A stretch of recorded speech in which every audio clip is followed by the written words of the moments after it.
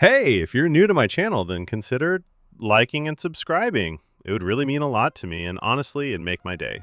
If you already did, thank you so much. Oh, and by the way, if you like listening to fan fiction, check out my other channel. The link's in the description. Chimera Luffy by mellra. What if Luffy ate a different devil's fruit as a child? Not just any fruit, but the most powerful of the Zoan fruits, the Chimera fruit. It is a legendary Zoan fruit that allows the user to take on the forms of any Zoan fruit users, as well as a true form as the mythical Chimera. How will this change the course of the One Piece world? Pairing most likely Luffy/Boa Hancock, adios. Chapter 18 Luffy, Chopper, Zoro and Robin had split from the group to go looking for the City of Gold.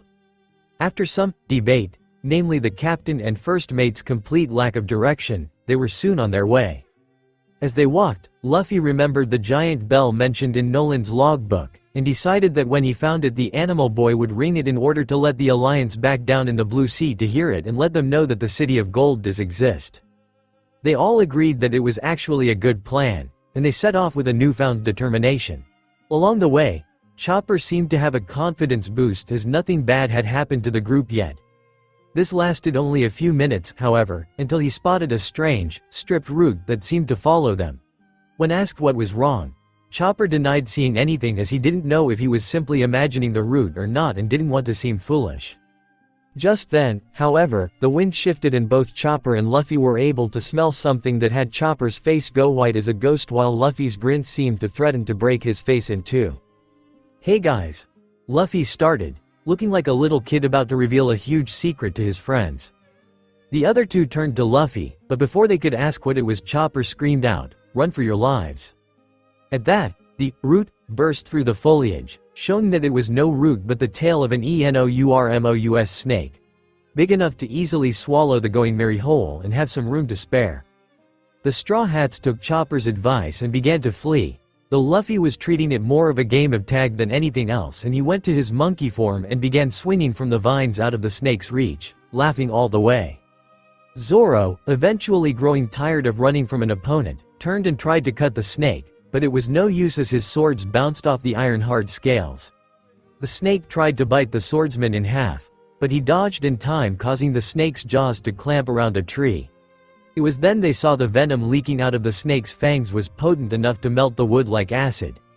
This encouraged the Straw Hats to run away with even more effort than they had before.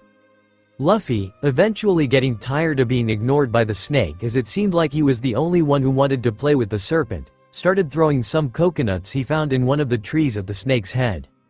They didn't hurt the giant reptile, but one lucky shot to the eye definitely caught its attention. With an angry hiss, the snake launched itself at the laughing monkey boy. This went on for a while, the snake chasing after each of the Straw Hats in turn with them running away, leaving one of the others to try and gain the snake's attention. Luffy then decided to have a turn at being it, and, shifting his body so he had the powerful hind legs of a kangaroo, leapt off the tree he was in to deliver a kick right to the snake's snout. With a roar that sounded more like from Godzilla than a snake, its deceptively fast tail swung around and nailed Luffy right in the stomach, sending him hurtling off into the distance. As Luffy saw the ground fast approaching, he quickly turned his body into that of a turtle, and when he landed, he made a crater nearly 30 feet wide and 10 feet deep. Pulling himself both out of his shell and the crater, Luffy looked around at his surroundings. Noticing no trace of his crew or any familiar surroundings, Luffy grew seagull wings and flew to the tops of the tall trees. However, even with a bird's eye view of the forest, Luffy couldn't see any sign of his crew nor the snake he was fighting. And, thanks to the crazy flight that brought him there, he had no direction to follow.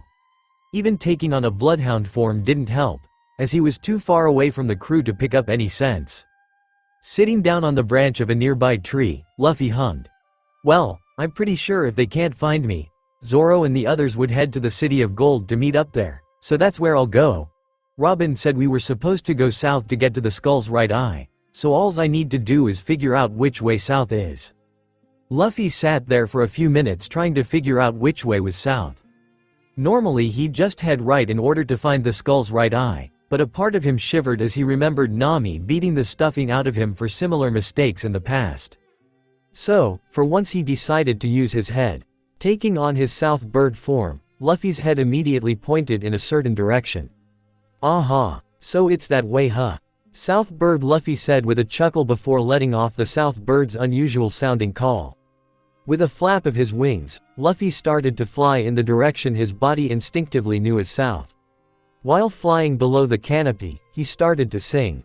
Oh, the islands in the south are warm, and their heads get really hot. They grow pineapples, they grow coconuts, and they're morons. He suddenly heard the baying of a goat calling from somewhere. Interested in seeing what sky goats look like, the Chimera man decided to go to his human form to investigate. Hearing another bleat, Luffy stopped dead as he looked around excitedly. Unknown to Luffy, standing on top of a milky road just above him was a man who was completely bald, had long ears and even horns on his head, was standing there clad in white. This was a member of the Divine Squad, Eneru's soldiers. Luffy was now calling out for the goat to come out. As he called, the goat man jumped, heading straight at him, but acting instinctively, Luffy punched him so hard that he went flying. Like a pinball, he crashed into a tree trunk, went flying up and crashed into a branch, before he fell to the ground, his bottom in the air and lost consciousness. Luffy walked over and picked up his fallen straw hat, which fell off when he landed. "Who's this jerk?" he asked in annoyance. "Man, he got me all excited," he pouted as he put his hat back on. "I thought I was gonna get to see a goat." Still frowning, Luffy flew off as a South Bird again, but cheered up enough to continue on with the next verse of his stupid song. But he didn't get far when his instincts started blaring at him. Luffy suddenly stopped dead and, with difficulty, was looking off to his side with a tense expression. Standing up on some giant roots was the Shandorian Wiper. He was looking as ill-tempered as he had the last time they saw him, carrying a bazooka over his arm, and his right arm bandaged from his fingers to his shoulder. His left shoulder, however, and part of his wing had been burnt and scarred. He was a mess. Wiper was glaring down at Luffy as the captain looked back up at him, turning back to human form with a frown on his face. "Oh, it's you," Luffy muttered, his voice was unusually cold. "That's right," Wiper said threateningly, "and just what are you doing here? I warned you to leave this island." "Shut up. I can do whatever I want," Luffy retorted. "No, you can't," Wiper said angrily, a warning clear in his tone. "This land belongs to us Shandorians." "Huh? It does?" Luffy asked, looking around him at the trees in surprise. "Really? I thought it was God's." "Well, then," he said, bowing his head, "I beg your pardon?" Luffy then began to head off once again, humming his song as if nothing happened. "Hold it," Wiper called angrily. "Now what?" Luffy yelled in annoyance. But Wiper looked aggravated, as if he was thinking something over before he came to a decision. "No," Wiper finally decided, "I'm through wasting words on you." He turned to face him with his eyes closed. "And I'm sick and tired of listening to your idiotic babbling." He held up his bazooka and pointed it at him as his eyes snapped open, a deep anger quickly building there. "So I'm gonna destroy you." But Luffy remained calm. He didn't even look surprised by what Wiper said, merely annoyed. "I see," he said. He grinned as he took his backpack off and held his hands up, his knuckles cracking as he smirked. "If you want to fight so," he laughed a little. Wiper then shot a cannonball from his bazooka, which Luffy reflected by turning his legs into that of a jackrabbit and kicked it right back. The black ball was sent flying narrowly over Wiper's injured shoulder and blew up the tree behind them. Luffy's leg went back to normal and challenged, "You'll never be able to hurt me with that thing." But Wiper didn't listen to what Luffy said as he shot two more black balls at him, which Luffy easily deflected once again, both with kicks and by simple dodges. And it went on like this for a while. Wiper just didn't seem to get it as he kept firing. It didn't matter how many balls that he used, it wasn't going to hurt him. "I can do this all day if you want," Luffy yelled, though he sounded out of breath. "But you can't win. Rifles and cannons can't hit me, animal instincts and all." "So it would seem," Wiper agreed after a moment of thought. "Time for a change of tactics." That was when he spit out the cigarillo before his eyes darkened. This couldn't be good, and Luffy's instincts were going haywire as he watched the gorilla pull out a small dial and fit it into his bazooka and fired that. But instead of another cannonball, it was a gust of strong wind. Luffy was coughing and gasping for air as he covered his mouth and nose, his sensitive sense of smell being numbed by the strange, gassy-smelling wind. "This weapon is called the burn bazooka," Wiper said in a cold voice and interrupted his thoughts. "By igniting the gas released from the breath dial, a deadly blue flame is created, which will incinerate everything in its path. Let's see if you can dodge this." Wiper pulled the trigger and there it came. It was a path of blue fire from the weapon. Luffy could see it in front of him, a light so bright that it was blinding. Thankfully, Luffy dodged just in time by bounding away as a deer. If he had stayed just a couple seconds longer he would have been burnt to a crisp. The fire had ended up burning a hole right through the tree behind them. Luffy was already back on his feet. He was shaken, but unharmed. As he glared around for Wiper, a sudden noise caused Luffy to stare up in time to see the warrior right above him and aimed a kick at his head. Luffy, taking on his monkey form for added flexibility, was then forced to bend over backwards to avoid it. By this point both of their faces were full of anger. Luffy threw another punch which was blocked by Wiper's foot, who used the momentum from it to send himself flying backwards. Luffy didn't wait around for him to fire that burn bazooka again as he swung out of the way as the fire came and was clinging to the trees like the primate he was. Luffy soon launched himself back at Wiper, aiming another kick, which Wiper blocked his foot with his own. But soon the fight got nasty from that point onward. After Luffy tried a series of punches that Wiper endured until he was able to get behind him, he fired his weapon once again. At that, Luffy started to get irritated. He was able to jump out of firing range and hung from a tree overhead as the fire burned. He then let go and tried charging as a bull to get at him. But Wiper was somehow able to get his feet underneath Luffy's body by dodging the horns, flipped the transforming boy over his head and sent him crashing to the nearest tree. Taking aim at Luffy's dazed form, Wiper fired his burn bazooka again. Luffy was forced to avoid it once again, and he rocketed himself out of the way. Now looking seriously ticked off as he became human again, Luffy yelled, "So you like bazookas, huh?" He charged at Wiper, his body becoming that of a grizzly bear as he put his clawed paws behind him for a powerful blow. "Get a load of my bear bazooka. Now you die," Wiper screamed out as they were about to attack, and their attacks hit the other at the same time. Luffy was finally hit by the fire as his fist ended up shattering Wiper's shield and hit him hard. Both of the fighters were sent flying backwards. Both boys here got hit hard. They went crashing to the ground, with Wiper crashing into a tree before he began spitting up blood. And Luffy was burnt and covered in ash as he lay several yards away, but it looked as though the thick fur surrounding Luffy was able to prevent most of the damage. Soon though they were both getting back to their feet. Wiper now seemed seriously ticked off and bellowed out, "Where are you, Straw Hat? I'll find you, I know you're still alive." After catching his breath, Luffy sat up and yelled, "Yeah, and I plan on staying that way." As Luffy got ready to charge ahead once again, something appeared behind him.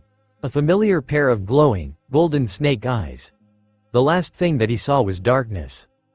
The next thing Luffy knew was that he was in a place that could easily been mistaken for a cave. It was dark and full of space, full of broken buildings and dead trees.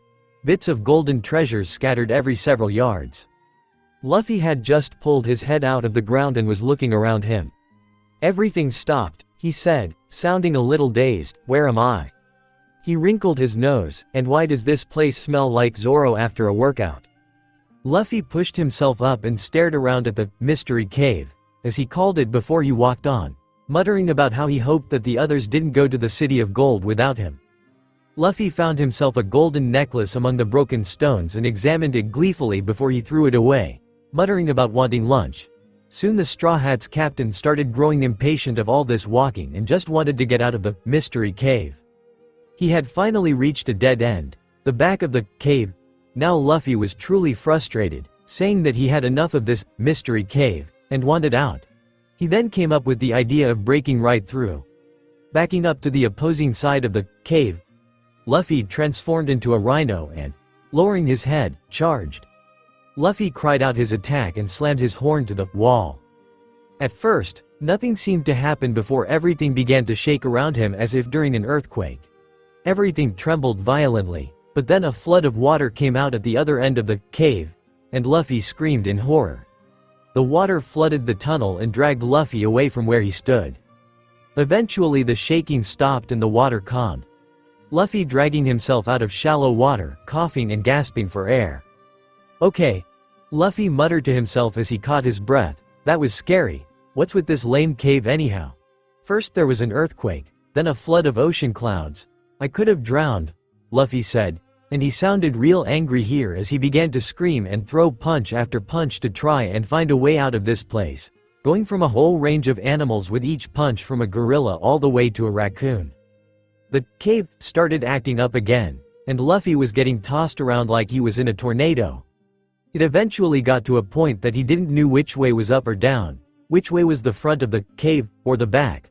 Luffy never got seriously hurt thanks to his insanely durable body, but it was plain to see from the look on his face that he wasn't enjoying this one bit.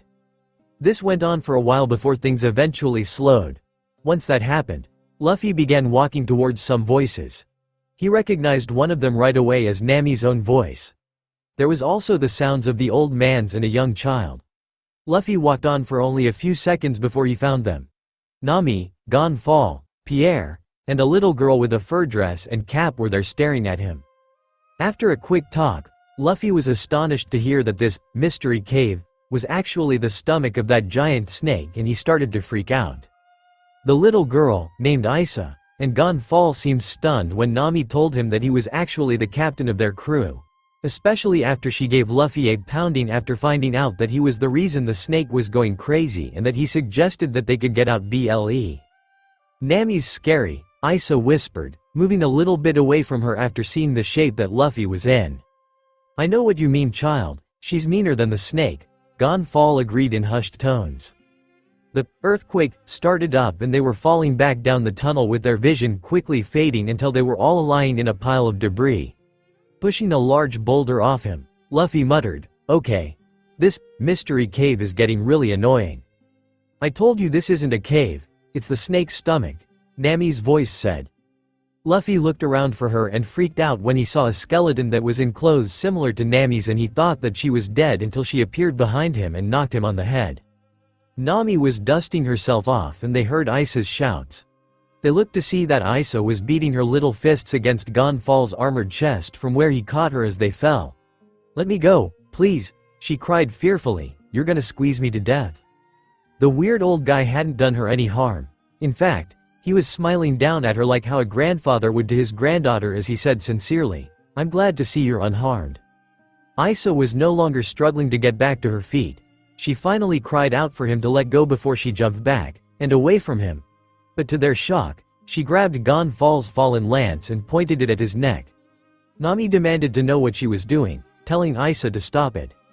He is our enemy, Isa said firmly. He's the one responsible for ruthlessly taking away the Shandorians' homeland, so now, I'm gonna take his head. As Nami tried to talk to Isa, the only person who didn't show any emotion was the Sky Knight. Gonfall didn't say anything as he looked to her very calmly, as if he had expected this to happen from the start. I don't get it, Nami said sadly. How is taking the head of the Sky Knight gonna fix anything? He's not just a knight, Isa suddenly said loudly. He was the leader of the Skypians before Eneru showed up. The Skypians were the ones who drove us Shandorians out of our homes. The Shandorians were driven out of their homes 400 years ago. Nami reminded her quickly, so there's no way he had anything to do with it. If taking my head would be enough to satisfy your people, I would gladly sacrifice it, Gonfall said, his eyes hidden by his helmet. Everyone, even Isa, seemed surprised by his words as he slowly sat up. His expression was oddly blank as he looked at her, not showing any signs of emotion except for sadness and regret. Unfortunately, he added grimly, just my head wouldn't be enough. The level of hostility between the Shandorians and the Skypians hasn't changed, and for good reason. Our ancestors took your homeland away. What a horrifying thing to go through. I don't think I'll ever find a way to apologize for that. Time alone will not heal this wound. Therefore I regret my helplessness in this situation, Gonfall continued regretfully. If at all possible, I would like to apologize to the Shandorians who have spent the last 400 years searching for their homes. I would like to apologize to them all, one by one. He slowly looked up to her and said, true sorrow in his tone, I am truly sorry. Isa stood there frozen, still holding up the lance as if she thought that the old man would suddenly attack. Her face now held confusion, and they knew that she didn't know what to think anymore. When she didn't say anything, Nami spoke up in a soft voice, Listen to him, she pleaded, he's been trying to make sure that everyone's been getting along. He wants the citizens to live peacefully in the sky, so you really should. We will never be able to get along and live peacefully, Isa cried, not with the bad guys. That's just it, Nami said firmly, as if Isa just proved her point, they're not bad. What's bad is when people can't coexist because they belong to different races. Isa sniffled a little at that as Nami added, right. Isa just stood there, tears in her eyes. She looked like she didn't know what to believe anymore. But something in her seemed to snap as she screamed out, about to strike Gonfall, who sat there with his eyes closed, as if willing to accept whatever she did. Nami screamed at her to stop, but that was when Luffy stepped in. They had been so focused on Gonfall's words that they had almost forgot about him there. But he had stepped up, and stopped Isa from doing something that she was sure to regret by grabbing hold of the top of the lance. Nami sighed in relief as Isa's eyes snapped open and stared at Luffy. She looked furious as she screamed at him, demanding to know why he stopped her. Luffy didn't even look at her, never relaxing his grip on the weapon. He was apologizing, he said softly, probably not the best time to kill a man. Isa stared at him before she stared at the lance. Her eyes wide as she slowly realized what she had just about done and she began to cry. She fell to her knees, and it was clear to them all that she had no idea what to do anymore. Nami looked at her sadly, but very soon, the tunnel was moving again. However, unlike before, they felt themselves falling. They were hovering in midair as their feet left the ground and they could feel themselves as though they were going down in a submarine. Then they began falling, staring around and tried to figure out what else could possibly be happening. But the others seemed to realize that this was their only chance to escape.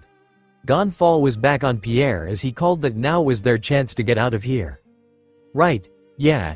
It's now or never, Nami agreed before she called to Luffy and Isa to grab hold of the waver.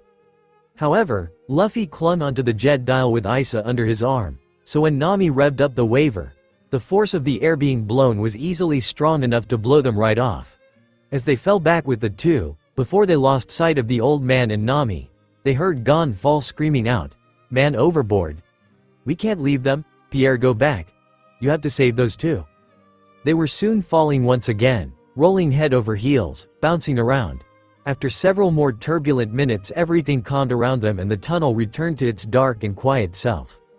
Luffy and Isa pulling themselves out of the rubble. "Wow," Luffy said, "that was one crazy ride if I do say so myself, I think I want to go again." Isa was screaming at Luffy, "Are you stupid? Why in the world would you hold onto the waver's jet?" "Sorry," he laughed. "Everyone else managed to escape," she went on angrily, "but we've been left behind because of your stupidity, it's all your fault." Luffy just laughed, telling her not to worry. "Get us out of here now," she screamed childishly. And like Nami before her, she hit Luffy when he suggested that they go out of the snake's butthole. They heard a familiar call coming from one end of the tunnel and they looked up to see Pierre was heading towards them. "Look, it's the horse," Luffy said in mild surprise. "That's a bird," Isa screamed at him. Pierre landed and held up his wing in a salute. Luffy asked, "You telling us to get on your back?" It let out a squawk, as if confirming his words. When Pierre transformed in front of them, Isa let out a cry of surprise. How in the world did he do that?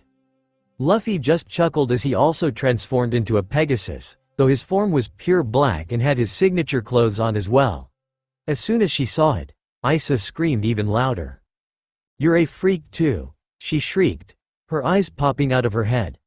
Luffy told her about how he ate a devil fruit and flapped his wings to show her. "Freaks," she screamed, "the both of you are freaks of nature." Luffy said happily, "No, I'm a pirate." He then reached out with his muzzle and grabbed the back of her shirt so that he could pull her up on Pierre's back. She looked freaked out and seemed too stunned to speak. "Better hold on tight, okay?" he asked as she jerked her head, afraid to say anything as Luffy, "I think it's time we made our escape." And soon they were running, flying along the tunnel. "Let's go horse, full speed ahead and don't stop until you see the sky," Luffy laughed as Isa clung on desperately. However, outside the snake, it was burnt to a crisp and its jaw suddenly fell open so that 3 figures fell out of it. 2 Pegasus and 1 screaming human girl. Luffy landed on the ground, and Pierre had caught Isa as they fell onto the hard stone. Isa stared around at the ground in amazement. They were standing among the ruins of breathtaking buildings, though covered up in moss and vines. It was still a gorgeous city to see. But Luffy only seemed interested in the fact that they had finally escaped. With a scream of joy, he took off running in human form, heading up the stairs of a pyramid-like structure that resembled the altar, with Isa right behind him, yelling for him to wait up for her. But he didn't listen as they followed him up the stairs, and when they got to the top he screamed out at the top of his lungs, "We're free! We made it out." He finally looked around and added eagerly, "Where are we? What are these old buildings?" Grinning a mile wide, he said, "This looks like the place where that golden bell's supposed to be." Isa looked around in amazement as well. "What is this place?" she whispered. "Wait, could this be our homeland?" "Your homeland?" Luffy repeated happily. "Hey, not bad, but where'd that big hole come from?" At his words, she looked up to see that there was a large crater not too far away from them. Luffy squinted his eyes sharply, as if trying to make something out. The smile quickly faded from his face and was replaced with a serious, almost dreading expression. Luffy's eyes slowly widened in horror and he jumped down, running towards the hole as if the devil himself was right on his heels. Isa yelled for him to wait, turned back to the stone steps behind her and ran down them to catch up. No one said anything until they finally reached the hole. What they saw caused them to gasp in horror. There they were, Gonfall, Zoro, Wiper, Robin, and Chopper were all laying there on the ground, and each one of them was badly hurt. While Chopper looked as if had been slashed to bits, the others were all burnt black and lay there on the charred ground. Luffy ran to Zoro first, picking him up by his shoulders and gave him a shake. "Hey Zoro," he said, his voice full of worry, "what's wrong with you? Come on, say something." His eyes were wide in anger and panic. "How could this have happened to you? How could any of this happen with you here?" Wiper was able to fight one-on-one with Luffy, and he was now laying at the bottom of the burnt crater. Out of everyone here, he probably was in the worst shape, burnt so black that his face was almost unrecognizable. The others, Zoro, Robin, and Gonfall, were each strong, but in the end they were all no match for whoever or whatever did this. This was proof of how dangerous that Eneru truly was. As Luffy tried desperately to wake Zoro up, Pierre and Isa also arrived.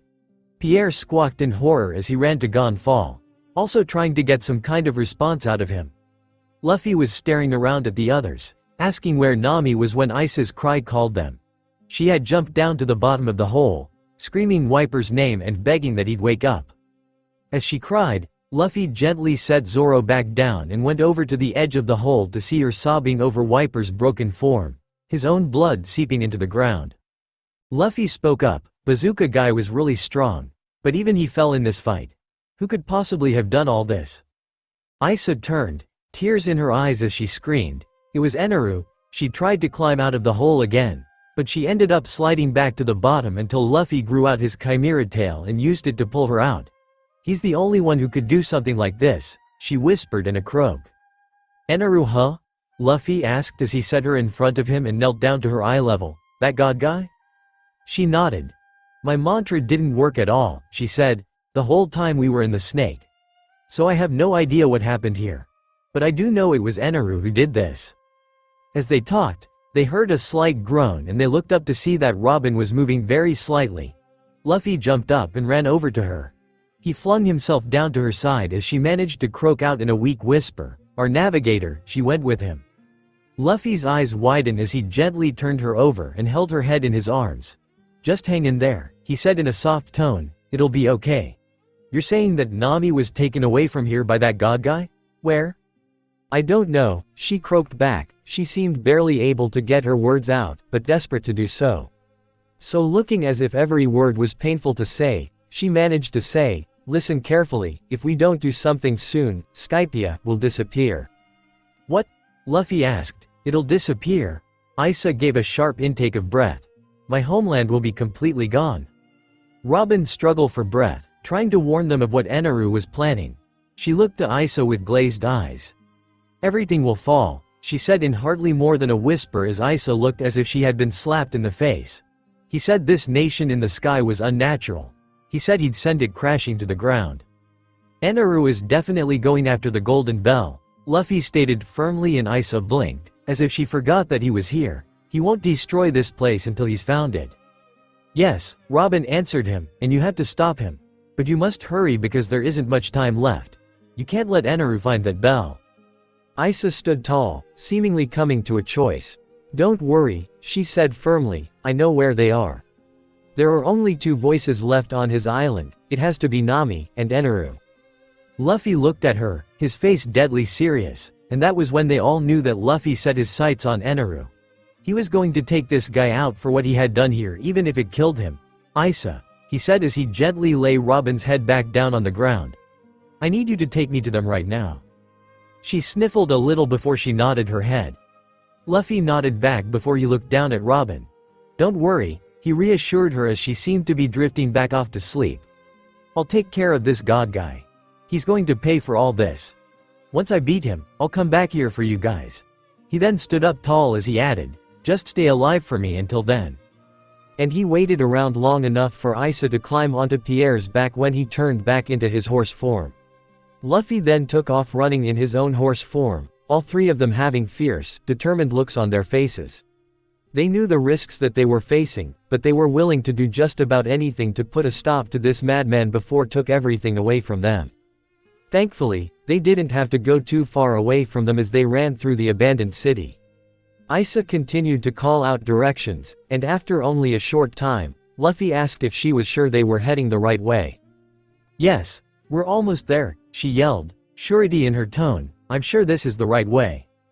Good, Luffy yelled as he kept going, but then he saw Isa's eyes widen a little as she looked to their left. That's it Luffy, she called, pointing wildly in that same direction, and when they looked they could see a cave in the side of the rock face. That hole to your left. Over there, that's it. Then that's where we're going, Luffy declared, and with an extra burst of speed they went running towards the hole. It only took them a few minutes to reach it and bolted down at this dark tunnel. They ended up bursting through into a large room. What they saw made some of them gasp. A ship, one larger than a fleet of battleships put together. The ship was made of solid wood, with lines of oars one either side of it along with multiple rotors and propellers, but what really got their attention was Thoth the ship. Suddenly, a figure was standing on the edge of the ship and was glaring down at them. He was tall and muscular and dressed in a very luxurious manner. He was in loose, orange pants with a black pattern on them, and around his waist there was a blue, flowing sash, holding up a light blue veil. He also had golden bracelets on his arms and legs with diamond-shaped gold earrings at the end of his extra long ears that stretched all the way to his chest, and two little gold rings around his bigger toes. In his hands he was holding a long golden staff, and he was pointing it angrily down at him as he growled, "How aggravating, there's nothing I hate more than when my predictions turn out wrong." Luffy stepped forward and took a deep breath. He then screamed out so loud that the whole cave seemed to shake, "Hey, are you the one they call Eneru?" At the sound of his voice, Nami suddenly appeared at the edge, tears in her eyes as she cried out in relief, "LLLLL Luff FFFFFFYYYYYYY." Luffy's eyes were narrow and dangerous as he hissed quietly, but still loud enough for them all to hear, "When you mess with friends of mine, then you mess with me." "Those fools were your friends?" Eneru snarled down at him. "You stay right there," Luffy yelled, "I'm coming up there to kick your teeth in." "Mind your tongue, mortal," Eneru called. "You're speaking to God." "What makes you God anyway?" Luffy demanded. Behind him Isa and Pierre were hiding in the doorway, looking nervously from Luffy to Eneru. "He's deliberately picking a fight with Eneru," Isa whispered. "Be careful Luffy." Wait Luffy," Nami called down in warning. "Watch out for," but she shut up at once when Eneru looked at her. Then, Eneru laughed. "I can hear it now, the angels partying," he said. "The citizens must have learned of Skypia's fate." He laughed again. "I wonder how far they can run before the ground gives out beneath them." I said, "What makes you God anyway?"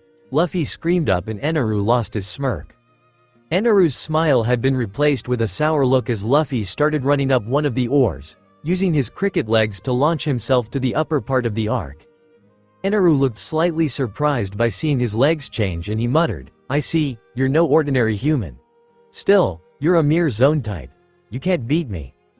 Then Eneru coated his hand with lightning. "Nothing that lives can stand against me."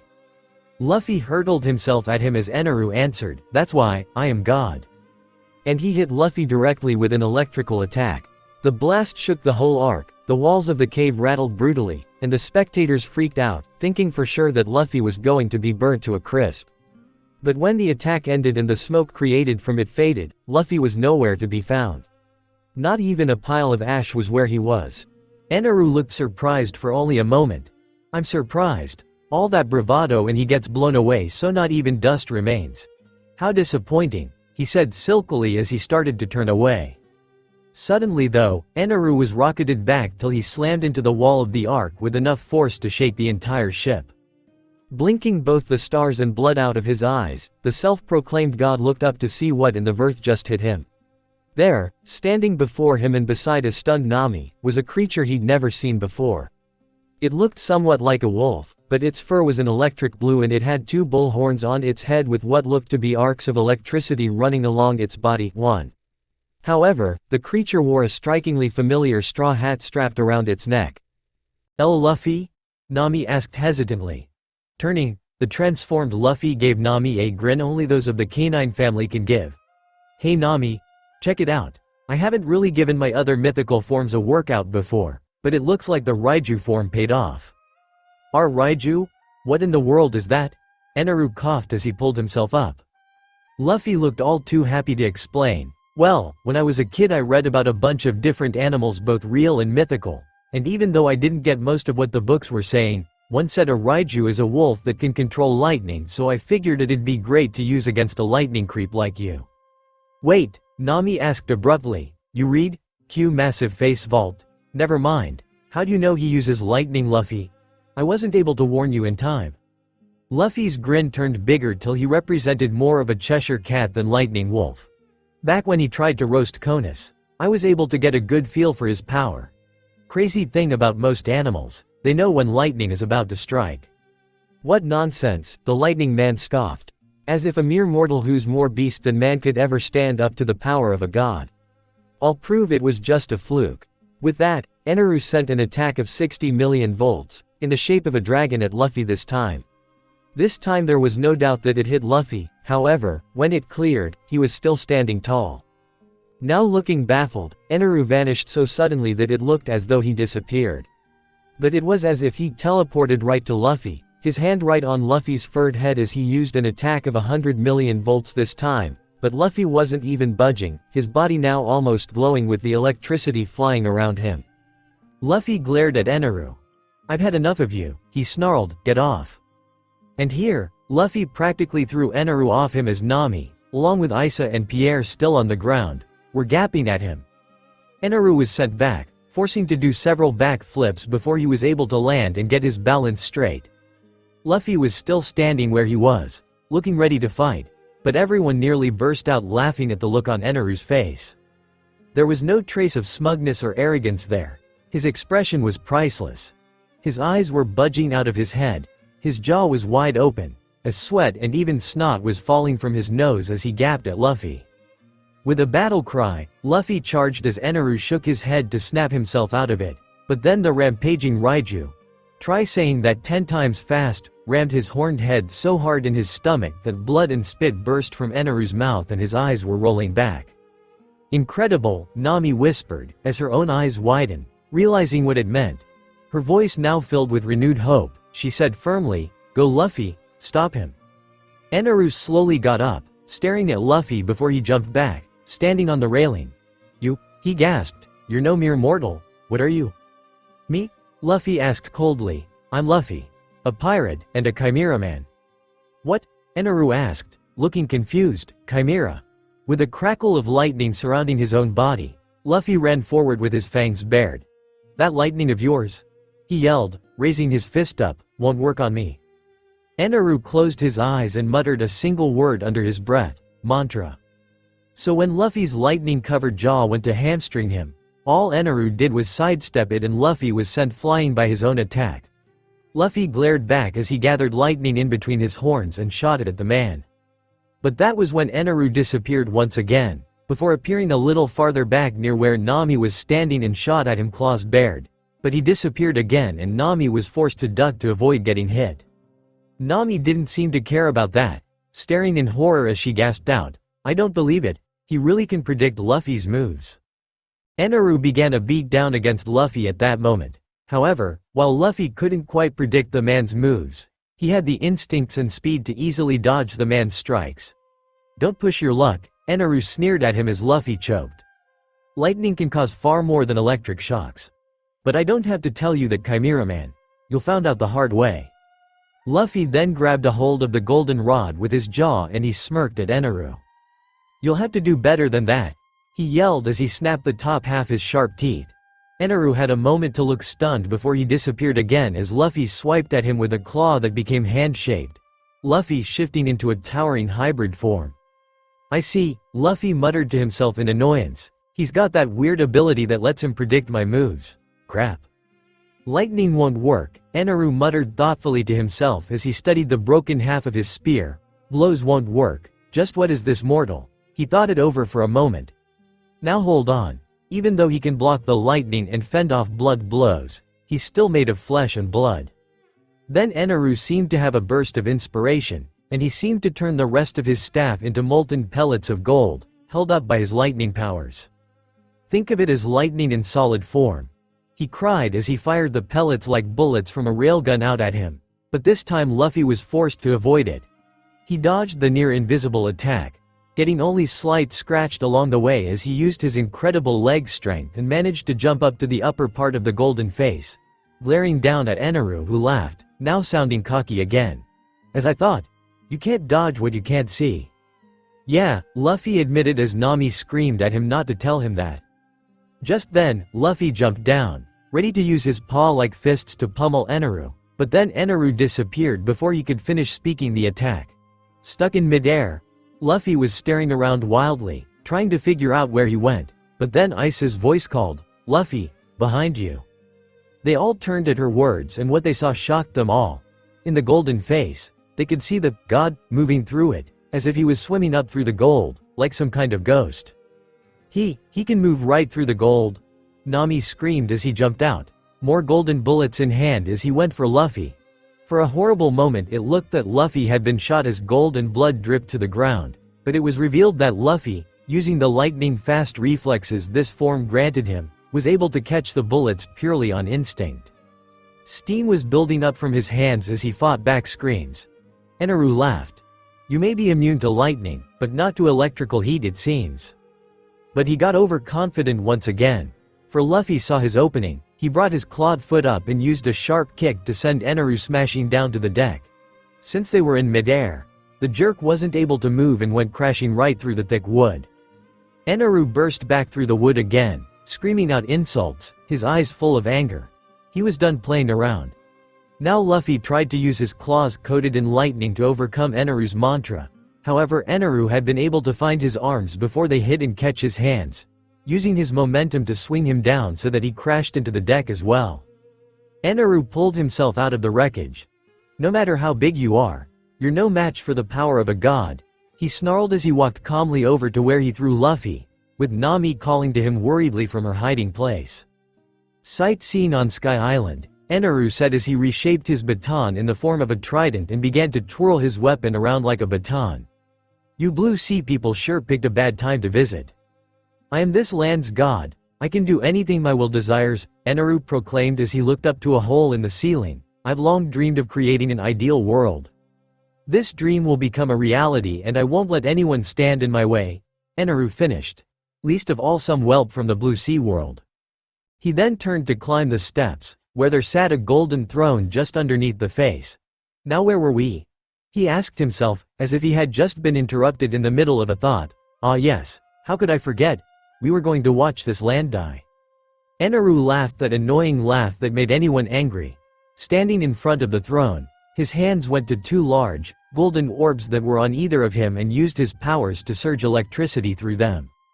Slowly, very slowly, the propellers had started to turn and then spin. With a loud grinding noise, the giant wooden beast beneath them began to move and the ship was actually being lifted off the ground. They were slowly being lifted off the ground and heading up to the hole above them. This was actual flying. Isa was screaming in terror from the ground as Luffy pulled himself out of the rubble that he was smashed right through, back in his human form. But Eneru hardly noticed him as he screamed out at the top of his lungs, his eyes wide with insanity. Behold! Maxim!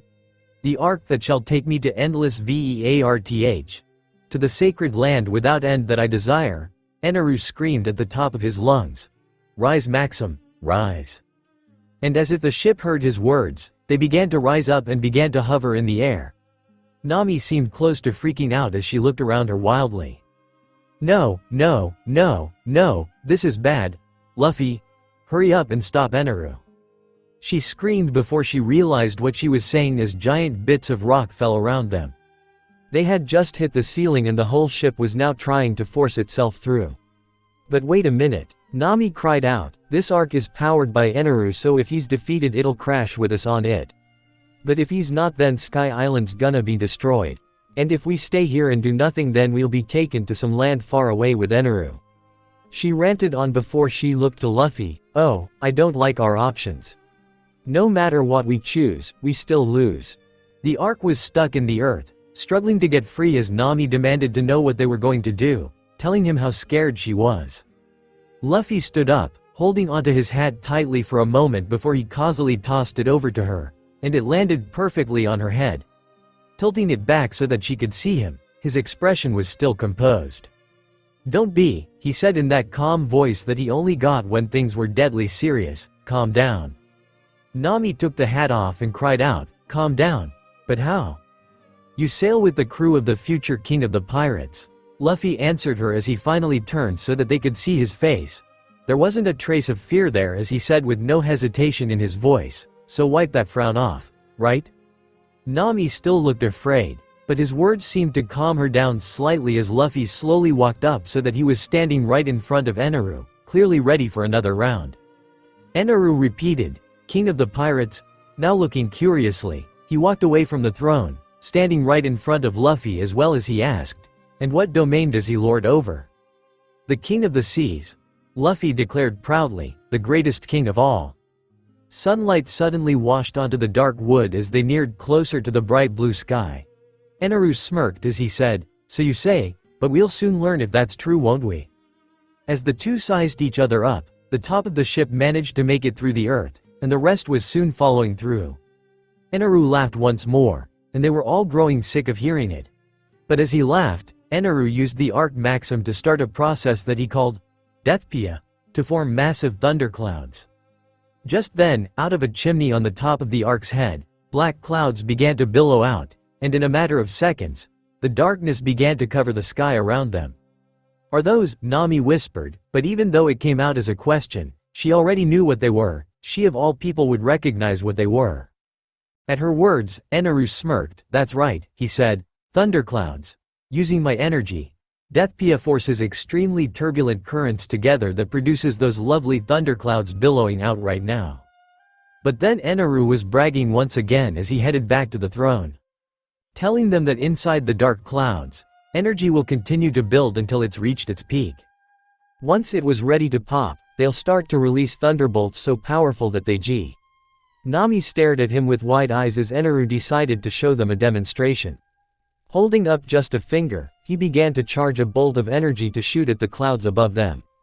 But before he could fire, he was once again struck before he knew what hit him, throwing him back into his throne and causing it to crack from the pressure. Luffy stood in his new form. He now had the appearance of what could only be described as a cross between a deer and a giraffe, a Kirin man. Yelling out in fury with flames flickering out of his mouth, he demanded to know, so being a god, makes it okay to destroy everything? Of course, Eneru said conceitedly as he once again picked himself up, everything here is mine for the taking. He then smirked before it disappeared, as he went on, their land, their lives, speaking of which I'll continue celebrating by taking yours. That was when he tried to attack with his trident. Luffy was able to almost spin over it and kicked out with a hooved foot which Eneru blocked it. Now looking annoyed, he jabbed the trident once again, which Luffy had to force it away with his foot, but the heat in it no longer seemed to bother him as Kirin controls both lightning and fire. Back and forth, Luffy had been forced to dodge as Eneru continued to try and stab him. At one point, Luffy was forced to grab hold of it to keep it from skewering him. The two seemed to struggle for a bit before Luffy opened his mouth and spewed out what looked like fire-coated lighting, too, however. Eneru was able to tilt his head out of the way in time by using his mantra to predict the move. Crap, how can I attack him if he keeps predicting my moves? Luffy mumbled to himself before a light bulb went off in his head. Throwing Eneru away from him, Luffy seemed to concentrate for a moment before he mumbled out, "Kirin, judgment." With that, Luffy seemed to disappear. As Nami was screaming at Luffy not to run away, Eneru looked around in confusion before his eyes seemed to widen in realization. Before he could move, however, a strong blow caught him in the chin and sent him crashing to the ceiling. Before he could land, another blow blew him to the right, then left, up, then down, until he looked like a human-sized pinball being beaten from all sides. After several moments of this, Eneru finally fell to the ground with a dazed look in his eyes as Luffy finally reappeared, breathing heavily. "Don't stop whatever it was you were doing," Nami screamed at him. "That took more out of me than I thought it would," Luffy panted as he shrunk down to human form. I see," Eneru muttered as he shakily stood up, looking worse for wear but still capable of continuing. "By focusing all the electricity in the air to your muscles, you were able to exceed the speeds of even my lightning, thus making it impossible for me to dodge." However, he regained his cocky smirk as he started moving forward again, trident raised. "It looks as though that move took out all you had. A valiant effort. But now I'll kill you in 1B. Before Eneru could continue his rant, Luffy was able to surge forward and deliver a powerful punch to his stomach. The arrogant man was so surprised by the action, his mantra was thrown off and he was unable to predict the move. He sent Eneru crashing into the side of the golden face. But at that moment the arc finally broke free of the ground and rose up into the air, with rubble falling everywhere, the trees breaking apart as they shot up. "It worked," Nami gasped out as she beamed at Luffy. "You did it, Eneru's down." But then she realized that they were still flying. But, wait, the ship's taking off. They heard a loud slapping sound and they looked up to see that Eneru was starting to get up to his feet. Nami looked ready to start crying as she backed away. With blood dripping from his face, he hissed, "You fools, is that the best you can do?" he demanded before he looked at Luffy with a dark look in his eyes. "Make no mistake, boy," he snarled, as he gasped for breath, "when you're gone, the world will be mine." And once again, Eneru went on started to get back to his feet. "Everyone will fear me, worship me, and revere me. I am all powerful in this world. Filth like you must learn the only truth, by my hand. Nothing is ever impossible, for I am the Almighty God." The ship was now skimming over the tops of the trees. The dark cloud that the ship was creating was growing bigger and darker with every second. "Skypia will be destroyed, the angels' lives finished," Eneru went on in a determined voice. But they could hear the slight anxiety in his tone. "No one can stop me." His hand was suddenly covered with electricity, "Not even you." Luffy realized that he was trying something and he charged, taking on his Chimera form, ready to finally end this fight while ignoring his prior exhaustion. "Wanna bet?" "The golden wall." Nami gasped as Eneru placed his hand to the gold behind him and melted it like butter, swirling it around him until he was able to form a giant golden ball that Luffy tried to punch through. The gold closed around Luffy's arm and he screamed in agony as he fell, screaming that it burned. Luffy was struggling to get it off, but the gold had already cooled into a large ball. They could see where his arm was, it was burning and turning red as steam wafted out. Eneru started to mock Luffy, saying that he now evened the odds, that he had taken the fight right out of him. Even changing back to human form didn't do anything, as the gold had hardened right against his skin. Luffy was still struggling to get the ball off as Eneru wiped some blood from his face. "You see, I'm honestly not sure I can take another hit from you." He walked over to him. "Therefore, I think it's best if we sever ties. But in honor of the spirited efforts you put forth," he put his foot on the golden ball and said, "Take this golden barbule as a parting gift." Eneru kicked the ball over the side of the ship, and now Luffy was struggling to stay upright. But the weight of the ball was steadily forcing him back as he held on desperately. Nami was crying out Luffy's name frantically as Eneru's face was self-assured that this threat was going to be gone once and for all. His lips curled into a deadly smirk as he said, "This world will be mine again. Just as it was before, and not a soul in the world can defeat me." "Not a soul in the world?" Luffy repeated with a harsh laugh, and Eneru's smirk disappeared. "You're an idiot," he said firmly. "Even if I can't defeat you," his face smirked, Back in the Blue Sea there are a ton more fighters who can put you in your place. Someone like you could never, Luffy began, but he didn't get a chance to finish for Eneru teleported to him, and with him in this state, there was nothing that Luffy could do to protect himself. You talk too much, boy, he said, back to sounding arrogant, despite the damage that Luffy had done to him. He jabbed his staff to the wood that Luffy was holding onto and it broke apart. Now fall with the Sky Island. The side of the ark crumbled. But Luffy was able to scream out one last threat before he fell, you won't win. But the weight of the gold was finally too much for him as he fell, Nami's voice screaming in their ears. Eneru, Luffy screamed as he fell, fight me you coward. As Luffy fell, Isa and Pierre, in his Pegasus form, appeared and were flying towards him, with Isa screaming that they were going to save him. But Nami's voice called out in warning, Isa, Pierre, he's gonna shoot you. Luffy's voice screamed out in rage and the last thing that they saw was Eneru creating that pillar of destruction and fired it. Later, the group found their way back in the cave that they had been in before. However, most of it had been destroyed with the ark had broken free. Isa was on top of Pierre, trying to wake him up. Horsey bird? She cried, Horsey bird, I'm sorry, you were trying to protect me. But as she kept shaking him, they heard Luffy's voice calling out Isa's name through the wreckage. Why? And they soon found Luffy's head stuck in the ground and the golden ball still stuck on his arm. How did you land like that? Isa cried when she found him. Instead of waiting for an answer, Isa went to Luffy's side and helped to pull his head free from the ground.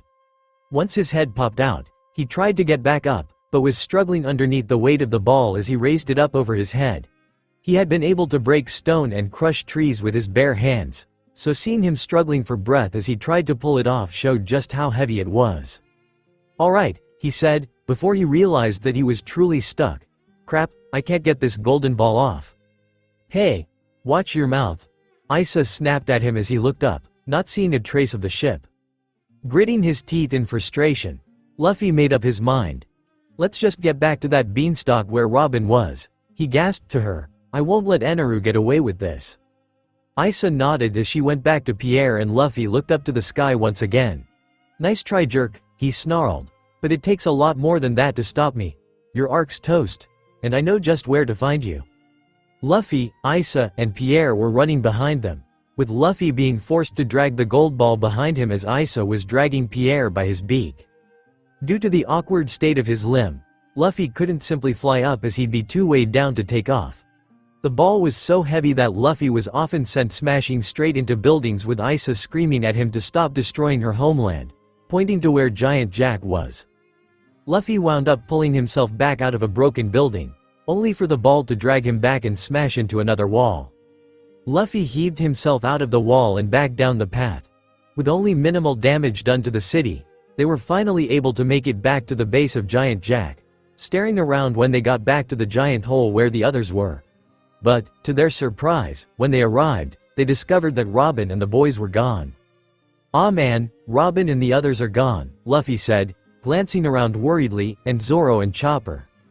And Wiper and Gonfall, Isa added miserably, who had just caught up with him, still holding onto Pierre's beak. Well, where the heck did everybody go?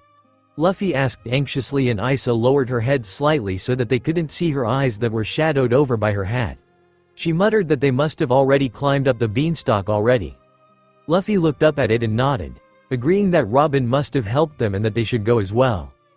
He turned and began to head towards the vine as well, at least until they all noticed that Isa had moved from where she stood at the hole. She was shaking very slightly as Luffy called to her. Hey, Luffy? She asked in a choked-up voice, and when he asked her what was wrong, she looked at him, tears falling from her eyes, truly looking scared. She asked, will the Sky Islands really be destroyed? Luffy just looked at her tears, his face betraying no emotion before he walked over to her and hauled her and Pierre onto his back. Oh Luffy? She asked worriedly as he turned back to the beanstalk. Luffy just looked on with a determination shining in his eyes. I won't, he began with no trace of doubt in his mind, let that happen. Isa's eyes widened at that as he took a deep breath and as he ran on, they heard him screaming out, I won't let Eneru get away with this. He made it to the foot of the vine and with a deep breath, Luffy began to climb right up it. The first thing they saw was that the blue sky was now being blocked by the black clouds. They watched as Isa looked around and she screamed at Luffy to stop and look. He did as she said and spotted Robin standing on her feet, with the others lying around her feet. She looked a great deal better than she had been before, but still not fully healed as Luffy got her attention, calling her name before he threw Isa and Pierre at her. As Luffy threw the two at her, Robin created a kind of net with her powers to catch them. After they were safe on the ground, Isa screamed at seeing Robin's powers before Robin looked back up at Luffy, asking what he had on his arm. "Robin," he called, "the golden bell's at the top of this vine, right? And Eneru's trying to get his hands on it, isn't he?" "That's right," she called back knowingly. "If the Grand Belfry exists, then it would be there, but he's already." But Luffy didn't stick around. That was all he needed to hear as he began to climb, ignoring Robin's calls. Up and up he ran up the vine, shouting out, "You better not think for a second I'm gonna let you get away with this, Eneru. I'll never let you have the golden bell." The thick thunderclouds was covering the entire sky by this point and it was looking more dangerous with every second. Luffy finally burst through a second level of island clouds, and he found himself among the wreckage of burnt buildings and scorch marks that they recognized at once as Eneru's work. Luffy had stopped to catch his breath. Lugging that ball around was clearly taking a toll on his stamina. But that wasn't stopping him as he tried to go straight up the rest of the vine. But Eneru must have spotted him, for more bolts of lightning were suddenly sent flying down at him. And Luffy was currently conserving his strength to fight Eneru again, so he had to avoid transforming at the moment. Thankfully, Luffy was able to avoid it. However, Eneru's attack ended up breaking off the very top of the plant, causing half the plant to crumble and fall. Luffy managed to save himself by grabbing onto the stem of a leaf and held on tightly. But things were getting worse all around him. From what he could see in the distance, more lightning was falling around Angel Island like rain, and the clouds seemed to part directly above the landmass as if the sun could be seen. You didn't need to be a genius to know that was bad. But Luffy was still going. Unable to pull himself up, he was moving up and down to try and get the ball to act like a yo-yo, to be able to use the force to swing him back up to the clouds above him. It was rather clever, and by the time the weight finally broke off the giant leaf, the force truly did send him rocketing back up and he landed with a crash on the soft clouds. Luffy began to pull himself up. Just then, Nami came bursting out of the clouds as well and ended up crashing on top of him. She looked down in surprise to see Luffy laying there. Luffy's squashed face turned around to look at her in great surprise. "What are you doing here, Nami? I haven't rescued you yet." "I came to rescue you, you dolt," she said loudly. "Sanji and Usopp saved me, so I was safe down below this whole time." "Really? You were? That's great, I was worried," he said with a smile. "More importantly," she muttered, looking ready to drag him from here if that's what it took. But before she could finish saying anything, they heard a deep rumble echoing through the air around them, and suddenly they were all looking around quickly, trying to make out where it was coming and just what was it. "The thunderclouds," Nami said seriously, "they're changing shape." And there it was, through the clouds came another, a pitch-black thundercloud, as round as a ball and one so large that it was easily as big, if not bigger, than the entire Angel Island. It was hovering right over said island and was shooting off lightning around it. "I've got a bad feeling about this," Nami cried out. "That ball over there is a massive thunderhead, and it's bursting at the seams with hurricane winds and deadly lightning bolts." None of them was able to say anything else as they could only watch on. And that was when the black sphere fell from the sky. It seemed to take an age to fall.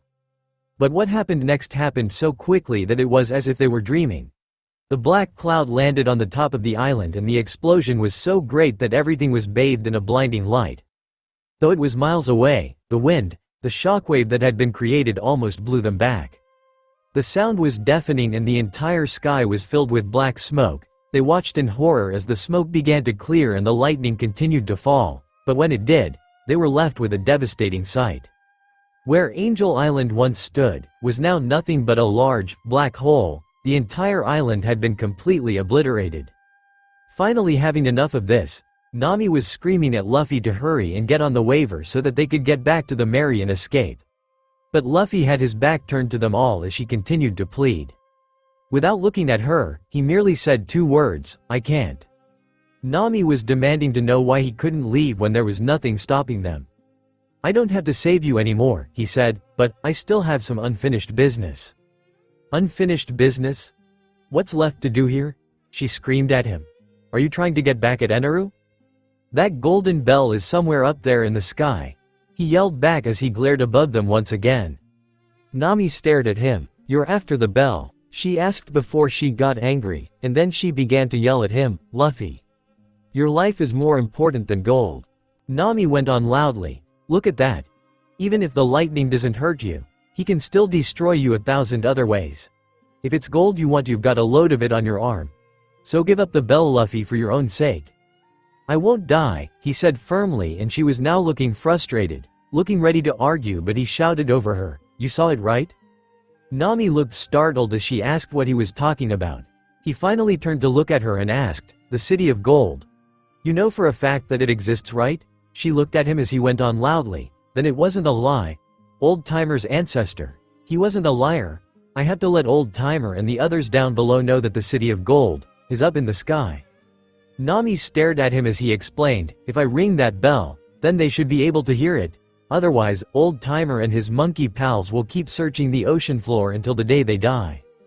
Luffy, Nami said softly, but there was understanding in her voice. She fully understood why Luffy was doing what he was doing, and there was now no point in trying to stop him now. Eneru won't take the golden bell, Luffy declared. The sound from a bell that huge will be heard far and wide by people everywhere. So I'm not stopping until I heard the sounds of the golden bell. With that, he began climbing again. Soon though, Luffy was gasping for air, glaring up at the beanstalk with the waver right next to him as Nami was leaning dangerously over the side of the clouds to look below them. Nami ran over to the leaf the size of a rowboat that Luffy broke off before. She heaved it up a little ways and grabbed a piece of charred wood from one of the destroyed buildings and quickly wrote something on it. However, another Rygo had started to form above them, and this one was even bigger than the last. It's even bigger than his last one, Luffy yelled up furiously, that jerk. Now that he's got his grubby hands on the golden bell, he has no more use for Skypia, Nami declared.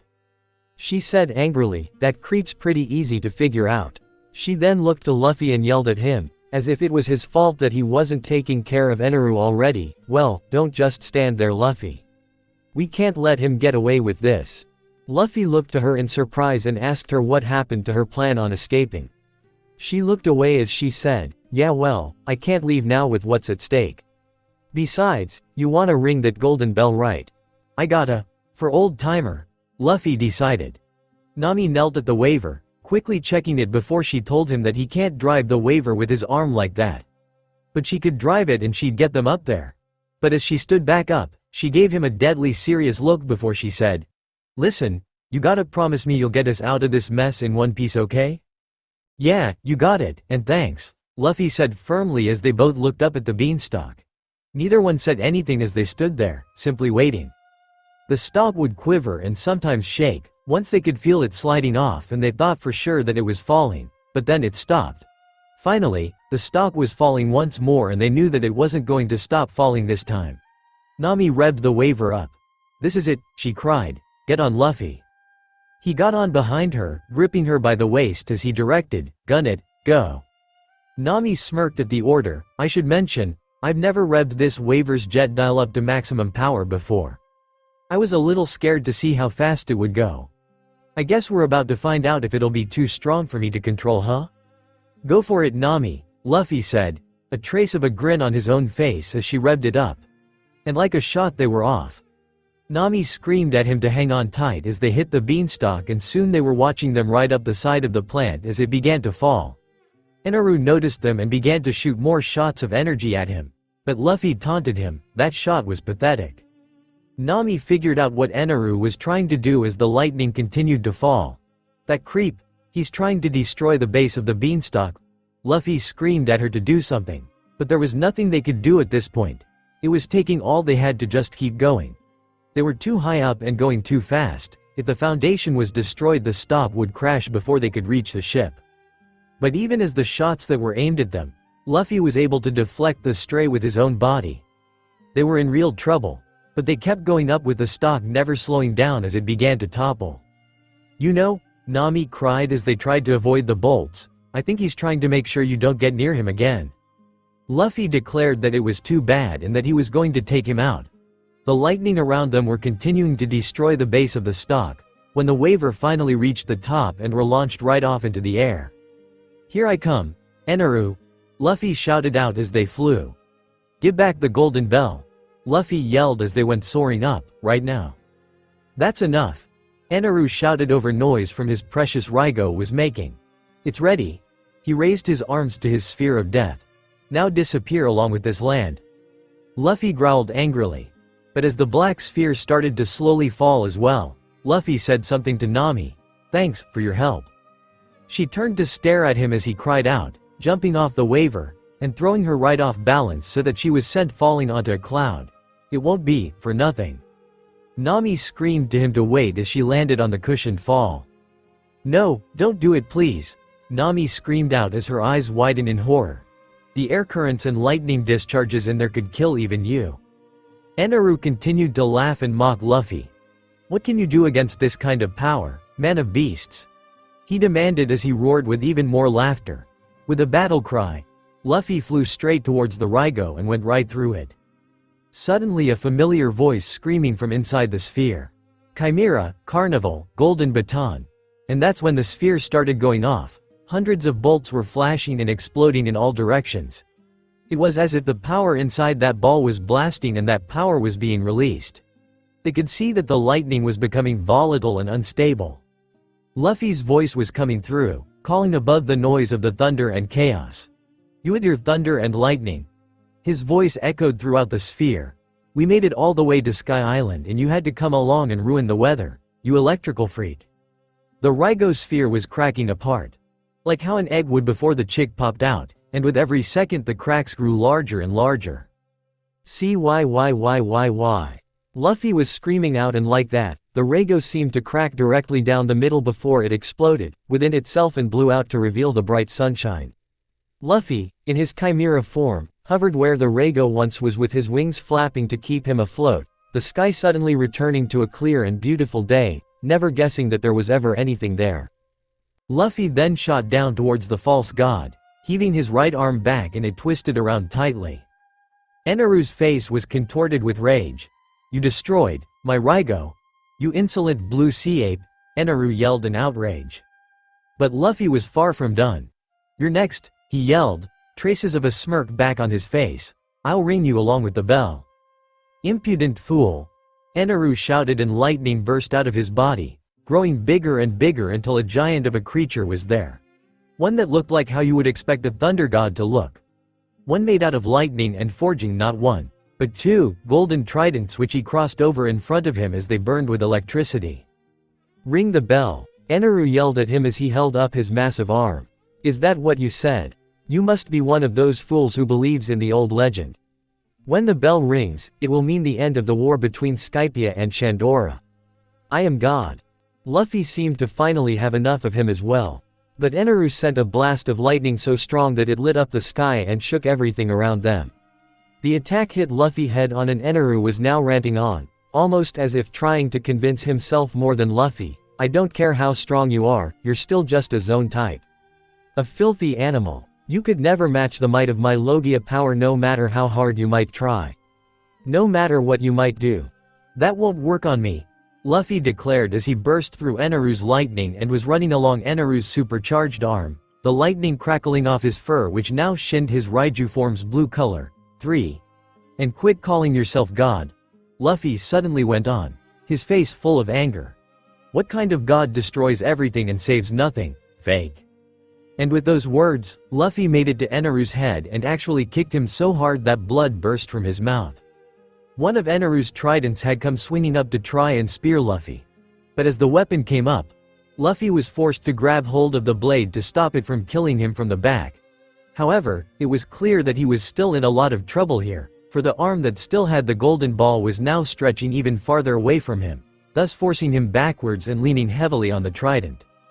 The hand that Luffy held onto the trident was burning, steam actually boiling up beneath his fingers as he screamed in pain. Eneru was laughing once again. "Well done, beast brat. That was very agile of you. You grabbed it before you could be impaled."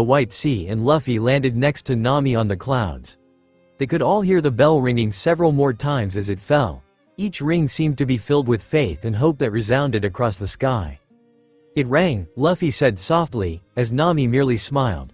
Hey, I wonder if Pops heard it, he added as she smiled at him.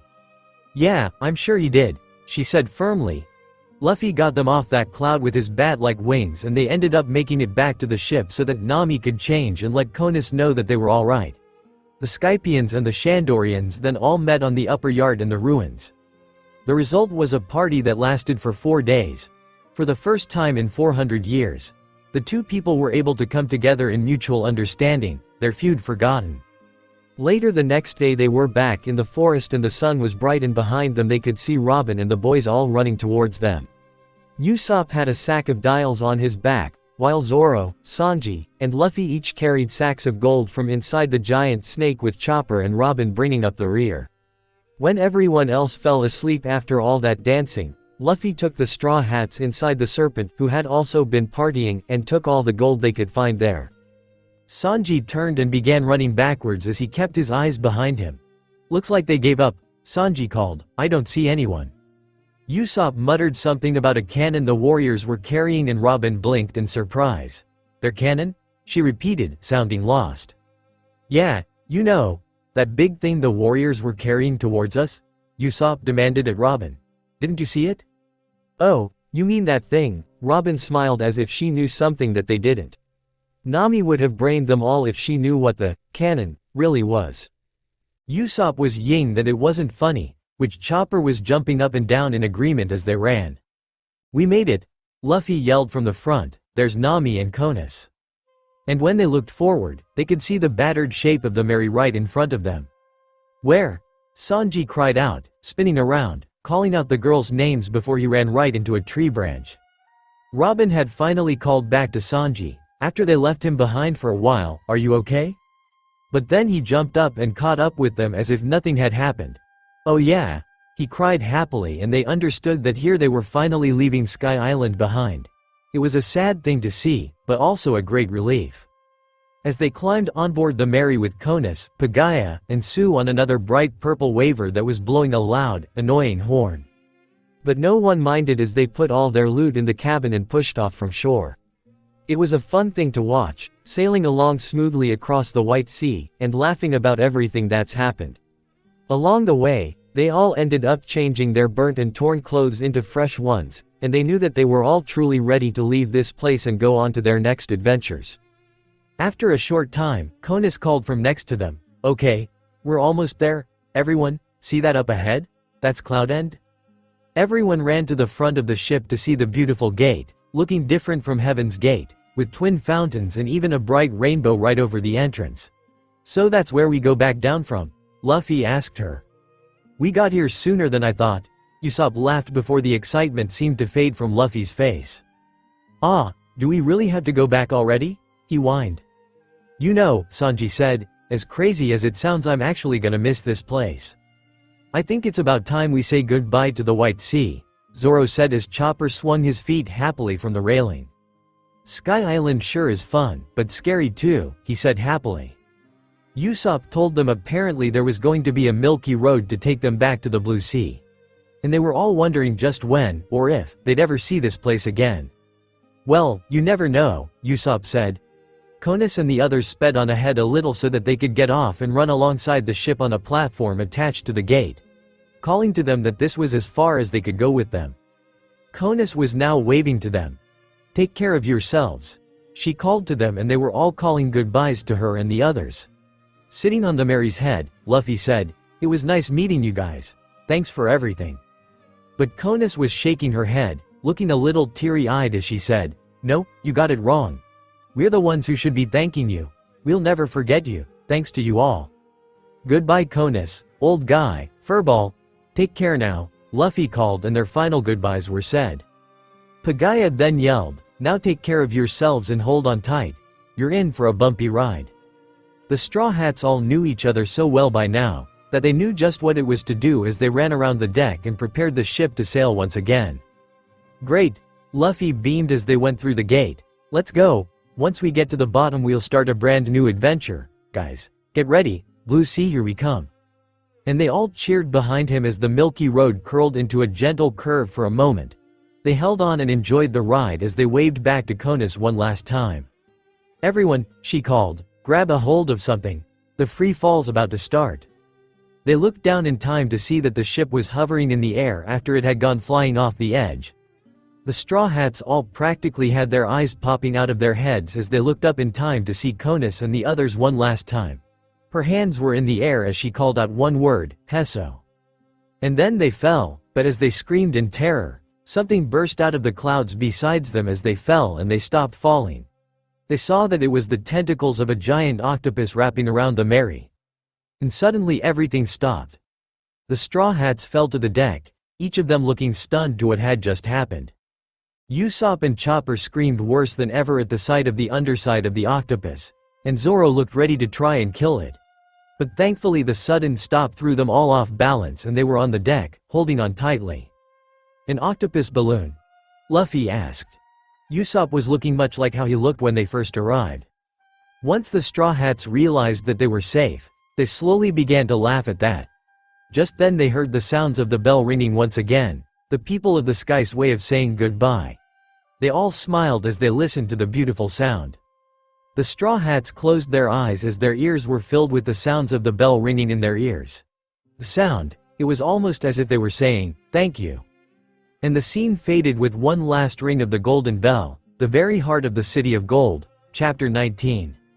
It had been a hectic few weeks from the crew.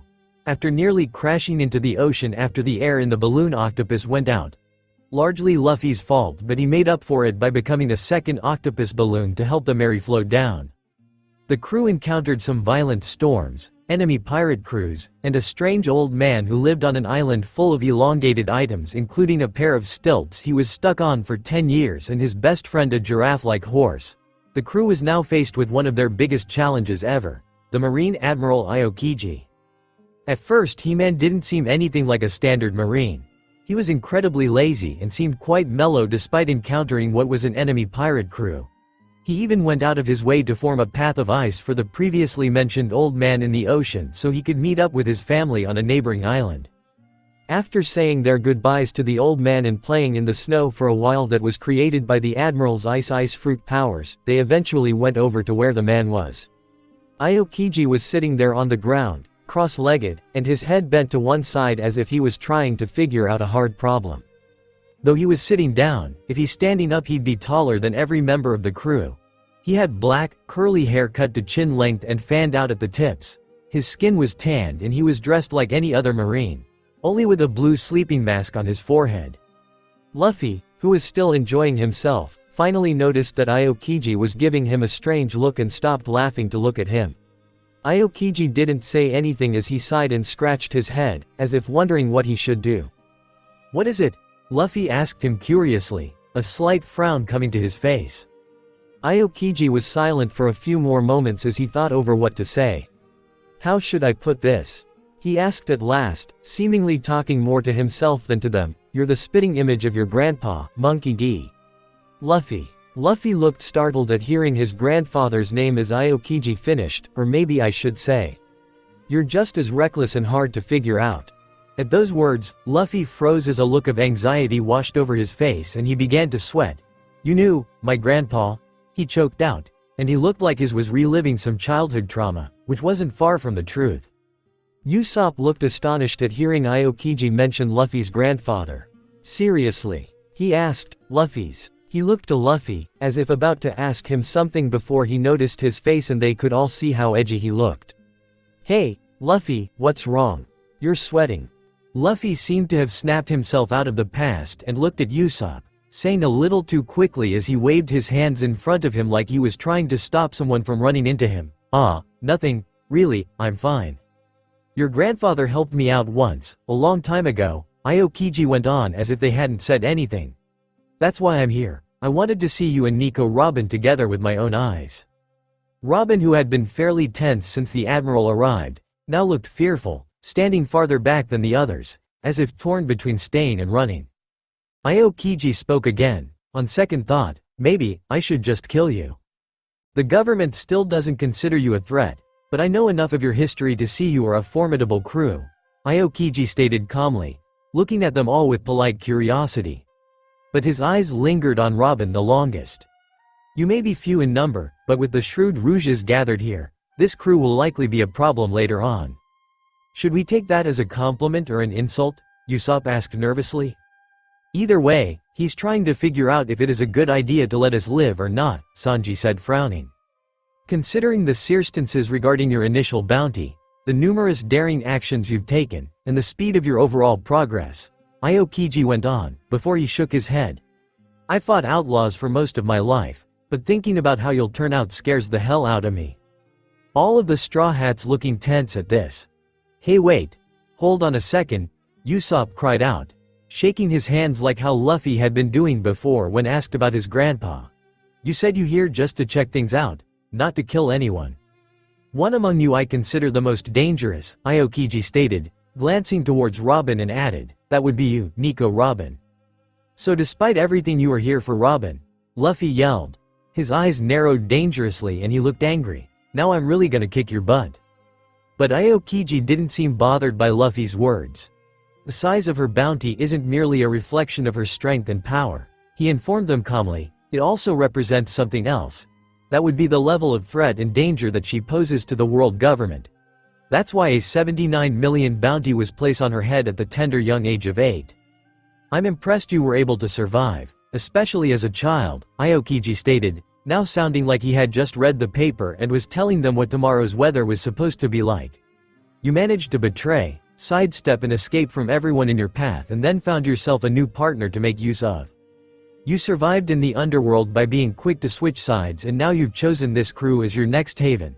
Aokiji finished and Robin's eyes widened in horror at his words. Like he had just given her a deadly threat, though maybe in a sense, he was.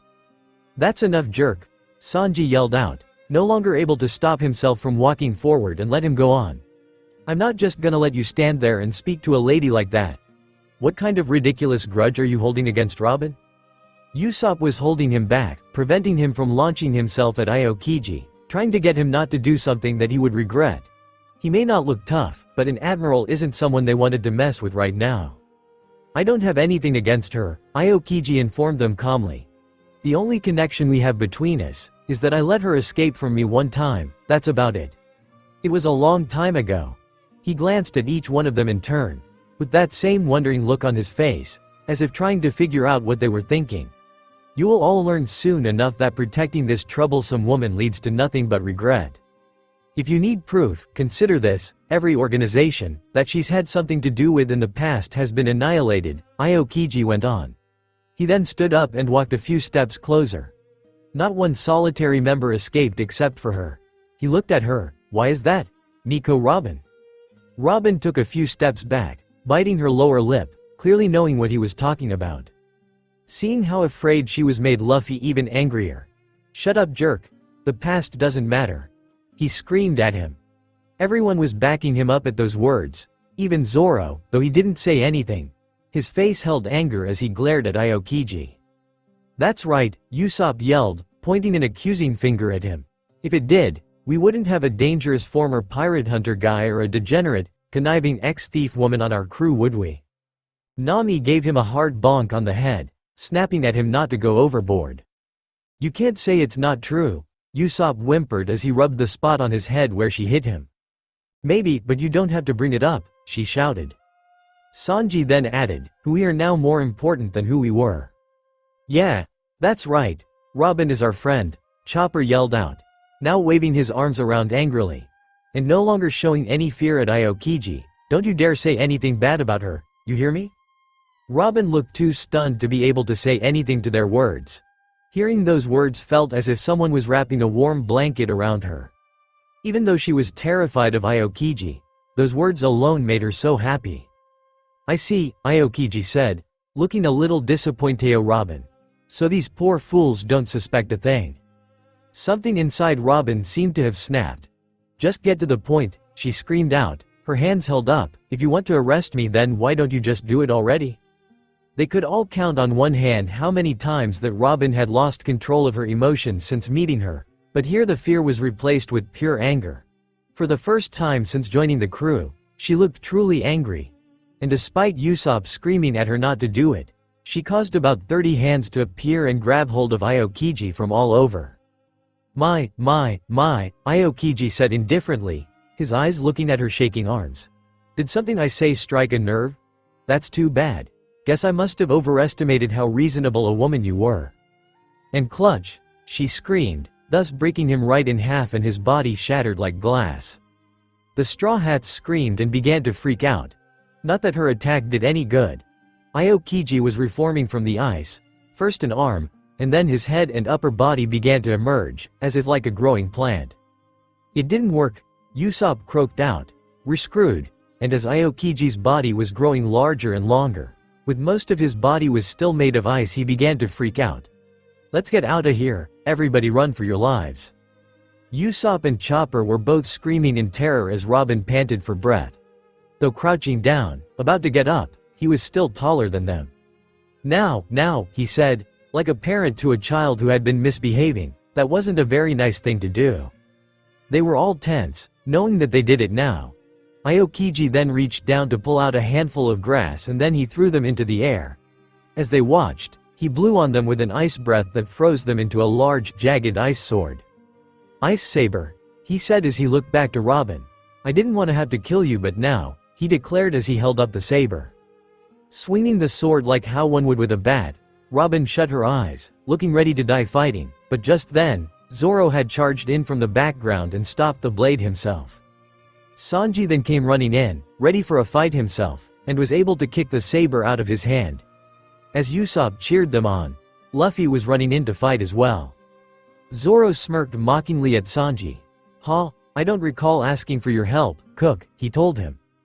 Sanji smirked right back. "Funny," he said, "I was just gonna say the same thing to you, Mosshead." Luffy had come up and threw back his arm as it bulked up and became that of a gorilla. But just before he finished his attack, Aokiji grabbed hold of Zoro's arm and Sanji's leg just as Luffy threw the punch, shot, and punched him right in the gut.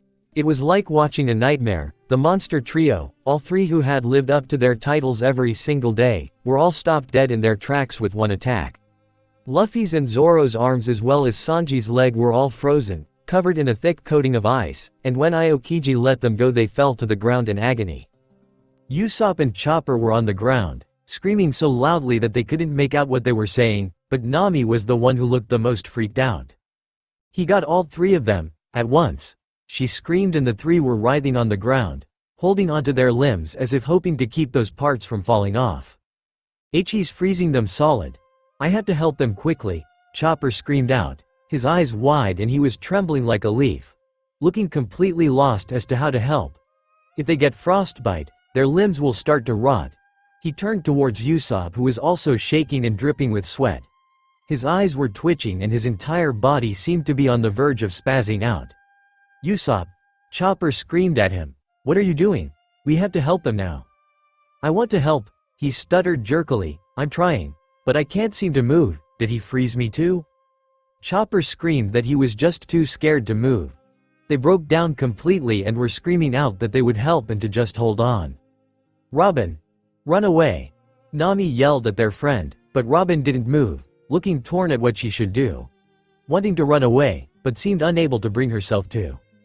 Aokiji smirked at Robin, not the least bit surprised.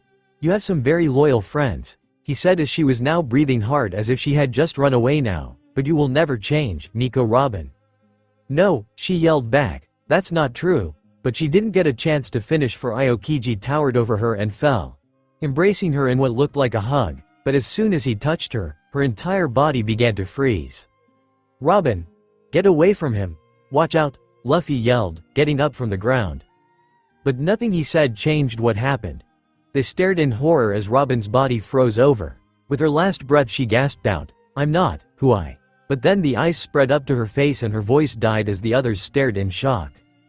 Sanji screamed out her name as the others were too horrified at what they were seeing, staring with eyes wide and gaping like fish. By the time that Aokiji pulled away, she was frozen solid, like a perfect ice sculpture. Her face still capturing the fear and hesitation that she held before. It was like they were back at Little Garden and they had been turned to wax statues. Luffy stepped forward, too stunned to speak, but the shock was quickly changed to rage and hatred. "You creep!" he screamed, looking ready to kill. Aokiji opened his mouth and they could see a cloud of his breath showing them how cold it was. "Stop yelling," he said in a bored way, as if explaining what was going on was a chore to him. "If you thaw her out carefully she'll live. However, her body is extremely fragile in this state so you'll have to handle her with care." He raised up a fist. "If any part of her breaks, she'll die." They all gasped, knowing what he was going to do. "For example, if I were to smash her apart like this," he cried out, and they looked ready to jump in and stop it.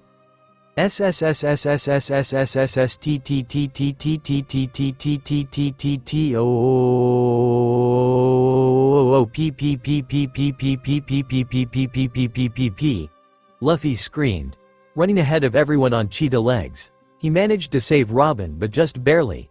He grabbed hold of her frozen body like how one would grab a mannequin in a clothing store and was forced to bend back to avoid Aokiji's attack. Aokiji looked mildly annoyed at this as Luffy gasped how close that was. But instead, he raised a leg and was about to stop on her anyway. Usopp seemed to have finally gotten control of his legs again and charged in out of nowhere. He grabbed Robin's body and ran so that Luffy was hit instead. Aokiji was looking deeply annoyed as he looked over at them. "What in the hell are you doing?" he asked, irritation clear in his voice. Luffy yelled out at them as Aokiji removed his foot. Usopp, Chopper, take Robin and run back to the ship. Once free, he rolled over onto his stomach and added, thaw her out and keep her safe. The other two didn't seem to have any problems with that order. They didn't stand a chance against Aokiji and they knew that Robin was the one who needed their attention right now. Right? They cried at the same time, you got it, Captain. And so, carefully picking her up, stiff as board, they picked her up and began to carry her away. As they ran, they could hear them arguing. Hurry, Usopp yelled, but be gentle, okay? It's cold, Chopper gasped. I know, but Robin's even colder, genius, he retorted as they disappeared into the distance. Aokiji was walking calmly along, heading in the same direction where Usopp and Chopper went running off in. Every step he made, there was a slight mist coming up from his cold body. Don't bother, he said, holding up one of his own ice-covered hands. The world would be a much better place without that woman in it. Nami stepped in and tried to hit him with her clean attack, only for him to catch it and look down at her with an amused look. Not to split hairs, she exclaimed to him, but a pirate consists of people just like that. But Aokiji didn't even break stride as he answered her, you got that right, lady. Now if you don't mind, kindly step aside. He pulled Nami's weapon with such force that she was pulled straight to the ground. The boys just couldn't stop themselves, knowing if they didn't do something, someone was gonna die. Nami, Sanji called in worry as he and Zoro both jumped up, ready for a fight to the death, for once, not wasting time fighting each other. Sanji yelled, you're not cut out to mess with this crew. Zoro finished, both ready to strike, but then Luffy got back up, stopping them dead. Wait, nobody attack him, he screamed at them and they skidded to a stop before staring back at him. Stay back and don't interfere, Luffy commanded them, I'm gonna fight him one-on-one. Aokiji was glancing back at Luffy, watching him hold up both arms, both frozen and unfrozen. What do you say? He asked him, the two of us can settle this on our own. He then flexed his frozen arm and suddenly the ice broke apart, the arm itself becoming the translucent furred paw of a polar bear. The admiral raised an eyebrow at this before turning to face his opponent. Aokiji's body began to freeze over with eyes. Fine by me, he said simply, but since I don't have a ship to take you back, then I'll just have to kill ya. The Straw Hats all looked upset at the order, but after a few extra long seconds, they all got up and began to head back to the ship, with Nami helping Sanji to walk with his legs still half frozen. Luffy, Zoro added quickly, and there was a stern look and a hard silence between them. Zoro finally turned and followed after the others, leaving the two to face each other. All he was trying to do was make sure he knew that his captain wasn't going to do something to get him killed. He was silently telling him that they would be coming back so that he better stay alive until then. Luffy must have gotten the message and gave a jerk of the head as they honored his role as captain and did what he told them. Once they were gone, the two faced each other, both of them waiting for the other to make a move. For a few moments, neither did anything, but then Aokiji threw a dart made of ice right at him, throwing it like a knife, which Luffy dodged. When Luffy got back into a ready stance, he now towered over the Iceman as a human polar bear hybrid, his long teeth and claws bared for battle. With a roar, the polar bear man charged his adversary. That was how the battle went on. Now that Luffy knew that just touching this guy was dangerous, even with the extra protection of his fur and muscles, any punches that he did throw didn't remain contact with Aokiji's body for too long. Though this spared him from being frozen for the most part, it hardly did any real good. Aokiji leapt into the air and sent a blizzard down at him, starting to create large shards of ice across their battlefield. Aokiji froze water in the air above them and sent a giant block of ice down at Luffy. The Straw Hat wearing polar bear caught the ice using both arms and, with a grunt of exertion, crushed it into cubes before charging once more at Aokiji, trying to get him on the defensive. After several minutes of this, Luffy was now panting hard. Though Aokiji wasn't able to get a real hit, the battle was already taking its toll on him. Luffy's white-colored fur was now stained red from being either too slow or bulky to dodge some of the lazy man's ice weaponry. You really are persistent, aren't you? Aokiji asked him causally, not even out of breath yet. Luffy knew that things were getting desperate, so he decided to go for a desperate move. Taking on his chimera form, he ran ahead, dodging as Aokiji reached out to touch him. He ducked and was able to kick him high into the air. Chimera's firestorm, Luffy screamed out as he sent out a stream of flames from his mouth. When the flames cleared, they showed Aokiji in a half-melted state. Pressing the advantage, Luffy closed in and began walloping on the man like a heavy bag until he broke apart. The boy landed on the ground breathing hard when he suddenly felt a pair of hands clutch his shoulders.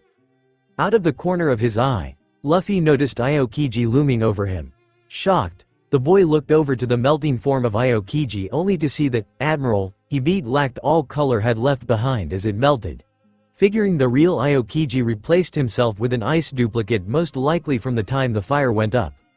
With Aokiji too close to dodge, Luffy knew that it was over as his eyes widened in realization.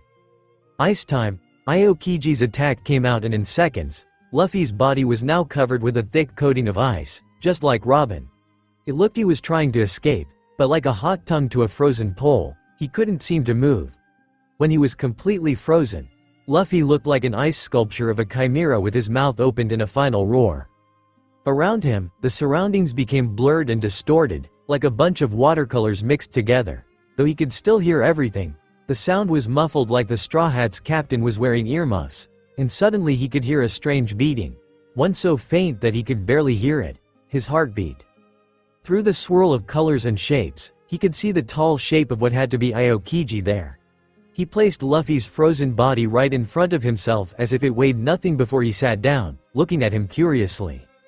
"Ah man," Aokiji suddenly said. "You tricked me. The moment I agreed to fight you one-on-one, I settled on defeating you and you alone. But that your plan wasn't it?" Aokiji asked him. "If I were to attack your crew now, I'd be the bad guy here. Isn't that right, Captain? Or, maybe, you actually thought you could beat me?" Aokiji asked, sounding amused at the very thought. Through the ever-growing blurry vision, he could just make out Aokiji standing up and dusting off his clothes. He looked right up at Luffy and said seriously, "Let me give you a piece of advice. Keep a close eye on Nico Robin." Luffy's vision was fading, and as the sound of his heart got louder, starting to drown out Aokiji's voice, before it sounded like it was starting to slow down. Eventually, she'll grow to be more than you can handle, Aokiji's voice growing ever more faint. The nature of the violent fate she was born into will be a greater danger than you can imagine. More of a burden than you could ever hope to bear. That's what it means to have that woman as part of your crew, he said, and they saw he was raising up his foot and their hearts froze. Knowing that he had his chance, just one kick and their captain was gone forever. "You have been warned," he said before he changed direction and ended up shattering a pillar of ice next to them. "Mr. Monkey D. Luffy. It would be easy to break you and kill you right here and now," he said, his voice now so muffled that even Luffy's super-sensitive hearing could hardly make any words out. "But I have a debt to honor." The tall man bent down to pick up something off the ground, his coat most likely, before his faint voice said, "Consider us even for you taking care of Crocodile." As well as, Aokiji's voice added before he paused, "Ah, never mind. Something to do with Smoker. See ya." There was nothing going on around him, the shapes had blackened so that there was nothing but darkness. Luffy's heart had almost stopped now. And by the time it did, he could make out Zoro and Sanji's voices in the distance. Luffy couldn't hear what they were saying, but it was definitely their voices, and it sounded like they were arguing. But Luffy's heart had stopped right then and there as he finally lost consciousness, for darkness took him. Perspective change, Nico Robin. It was cold. That was all she was truly aware of, this terrible cold. But there was also warmth around her. She could feel warm water on her face, trying to heat up her frozen insides. There was a terrible ache inside her chest as if she had been kicked by a wild animal or so methy that she was soaked through and could hear the sound of running water. After a few more minutes, she heard voices around her, familiar and worried voices. She opened her eyes. "Robin!" Chopper's voice screamed out, and she focused her vision on his terrified face. He was also soaked as well, his fur smelling of a wet dog. She blinked, not understanding what was going on, or why she was freezing, her body shaking violently even with the gallons of water being dropped on her head. She was in the shower room, she could see that much, but she couldn't remember how she got there. Her head had felt stiff, as if it hadn't moved in a long time, and was vaguely surprised to see that the room was flooded and she was sitting in the tub, full clothed and soaked to the bone. "Doctor," she asked in confusion, not understanding why she was so cold when the water was so warm. But then it suddenly came back. Aokiji, he was here. He attacked her and her crew. She sat up so suddenly she splashed even more water on the floor, but she cried out in pain as she gripped her chest. "Don't push yourself," Chopper commanded. "I only just got your heart beating again." My heart?" She croaked in confusion. "What happened? I was frozen, Yeah, you were," Chopper said, "but we can explain more later. I'll make sure that you'll be alright, but you need to stay still." She had been frozen, she remembered that much. And she could just remember hearing her captain's voice calling for them to take her back to the ship and get her treated. So that was what happened. She was frozen and her heart stopped beating, and that was why she hurt so much. But then she saw something that almost scared her heart into stopping a second time. Chopper transformed and was carrying Luffy over. Most of his body was out of the ice as well, but he was still half frozen as he moved him more so that he was under the falling water. Fortunately, after he had thought enough, Luffy's body had shrunken back to its human form, making it easier to carry than his bulkier chimera form. "Luffy," she asked anxiously as her teeth chattered together. "Keep this towel on your head, it will keep more heat in your body," Chopper commanded. But Luffy, she asked, what little energy she had left, leaving her quickly. "He'll be alright," Chopper said, determining. "He's strong, once we get all the ice off him. I'm sure that he'll be just fine. I'm just moving you so that we can get him under the water." She didn't say a word, too tired to move or say anything else as guilt racked her insides. Aokiji was here. Normally she would just run away like she always had done, leaving her protectors behind to deal with the enemy. But she couldn't bring herself to run. After traveling with them for only a short time, she knew they were strong, but they were no match for an admiral, this she knew. Even 20 years ago, Aokiji was a monster. She shut her eyes and remembered Saul's face. She had come so close to sharing his fate after all these years, and Luffy as well. Another man with the middle initial D. Instead of running, however, she chose to stay. Hearing him say that she would one day betray the Straw Hats made her angry, but more than anything, she felt fear. Because she had seen this before in the past countless times. Yes, she had betrayed people and they had betrayed her, that was just her life. That was how she had lived up till now. She opened her eyes again and looked at Luffy's face as Chopper was trying to wake him up. Looking encouraged, with Luffy let out a strangled gasp and was breathing again. She let out a breath she didn't realize she had been holding. He and the others had protected her, defended her, and said that he would fight a man who had haunted nightmares for 20 years, and what did he get out of it? Almost freezing to death for her. She looked away. What happened? What happened to the others after she was frozen? "Chopper?" she asked weakly. "Huh?" he asked. "Don't try to talk now, you're too weak. We're not out of the woods yet." "I'll listen," she croaked out. "What happened? After I was..." She couldn't finish, she was too tired to do so, but Chopper seemed to understand. He had quickly told her that Luffy ordered them to take her back to the ship and get her treated. Zoro and Sanji had to jump into the ocean to get the ice off their limbs and had them bandaged up before they went running back to Luffy, who had challenged Aokiji to a one-on-one fight. According to Zoro, he said that they just found him frozen there before they brought him back. He then leaned his head against Luffy's chest and his eyes brightened, tears burning. "I can hear it," he gasped out, jumping down and went running to the door. His heart's going again." She sighed in relief as she watched him go running out to tell the others the good news and to start bringing in warm towels for them. She leaned back against the tub, feeling so tired she knew she couldn't fight the urge to sleep for much longer. She looked to Luffy's blue face and knew that she must look a lot like that as well. But right now, she was sick with worry for what happened. It was all her fault, she knew that. She remembered Aokiji's words and they hit her with the speed of a cannonball. She was using this crew for protection, just like she used every other crew and organization in the past. Just being here with her was constantly putting their lives in danger. They've done nothing but accept her and treated her well since she arrived, even though she had been their enemy. And here she was repaying them by having them risk their lives for her. Two sides of her were conflicting with each other. A part of her wanted to just leave the crew. It would be best for them all if she did decide to leave, but the other part. She didn't know what to do. She hated not knowing why she was feeling like this. Just then, the door opened and Chopper and Nami both came in, with Chopper giving Nami orders what to do. She could feel her muscles in her face working again as her lips curled up into a smile. For the first time in a long time, feeling safe, and was able to drift off to sleep, leaving herself to their care. She woke up much later. She glanced at the window and could see the night sky. She had been moved to the galley and was laying on a warm mattress. She had been changed out of her soaking wet clothes and in one of her long dresses. The others were all there as well. Nami was at the cooktop with Sanji, laying blankets near the stove so that they could get hot, as Sanji was filling the entire room with a warmth from whatever he was cooking. She could hear snoring next to her and glanced to her side to see that Luffy was lying on a separate mattress and out like a light. She smiled a little at that, her whole body stiff and sore, her face feeling as if she had a bad sunburn, but everyone was all right. "Robin?" Usopp's voice came and she looked over to see that the others were glancing at her. "Robin," Chopper said happily, running over to her and checking her temperature. "How are you? Are you still feeling cold? Are you in any pain?" "No," she said, her voice faint and weak, "not pain really, just stiff." "I got something that'll help you," Sanji said, and he came over with a steaming mug of hot chocolate. "Something to help you get that beautiful smile back on that face of yours where it belongs."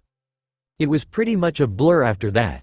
Nami came over to help her sit up and she grateful took the drink, feeling her insides warm up even more and felt better at once. They told her that Aokiji was gone. Apparently after he froze Luffy, he just up and left. After she finished her drink and Nami gave her a few hot towels, Chopper gave her one last checkup before he told they all decided to turn in. They were all exhausted and didn't have the strength to even go downstairs to their rooms.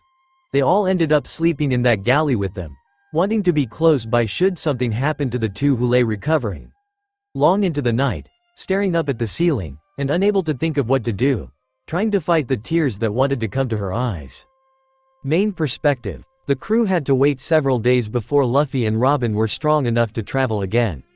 Things had been pretty much smooth sailing since then. Suddenly, the ship jerked to a halt. The crew was scattered on the Mary due to the force from the abrupt stop, but were in a strange place. There was a large lighthouse, but they were still out in the middle of the ocean.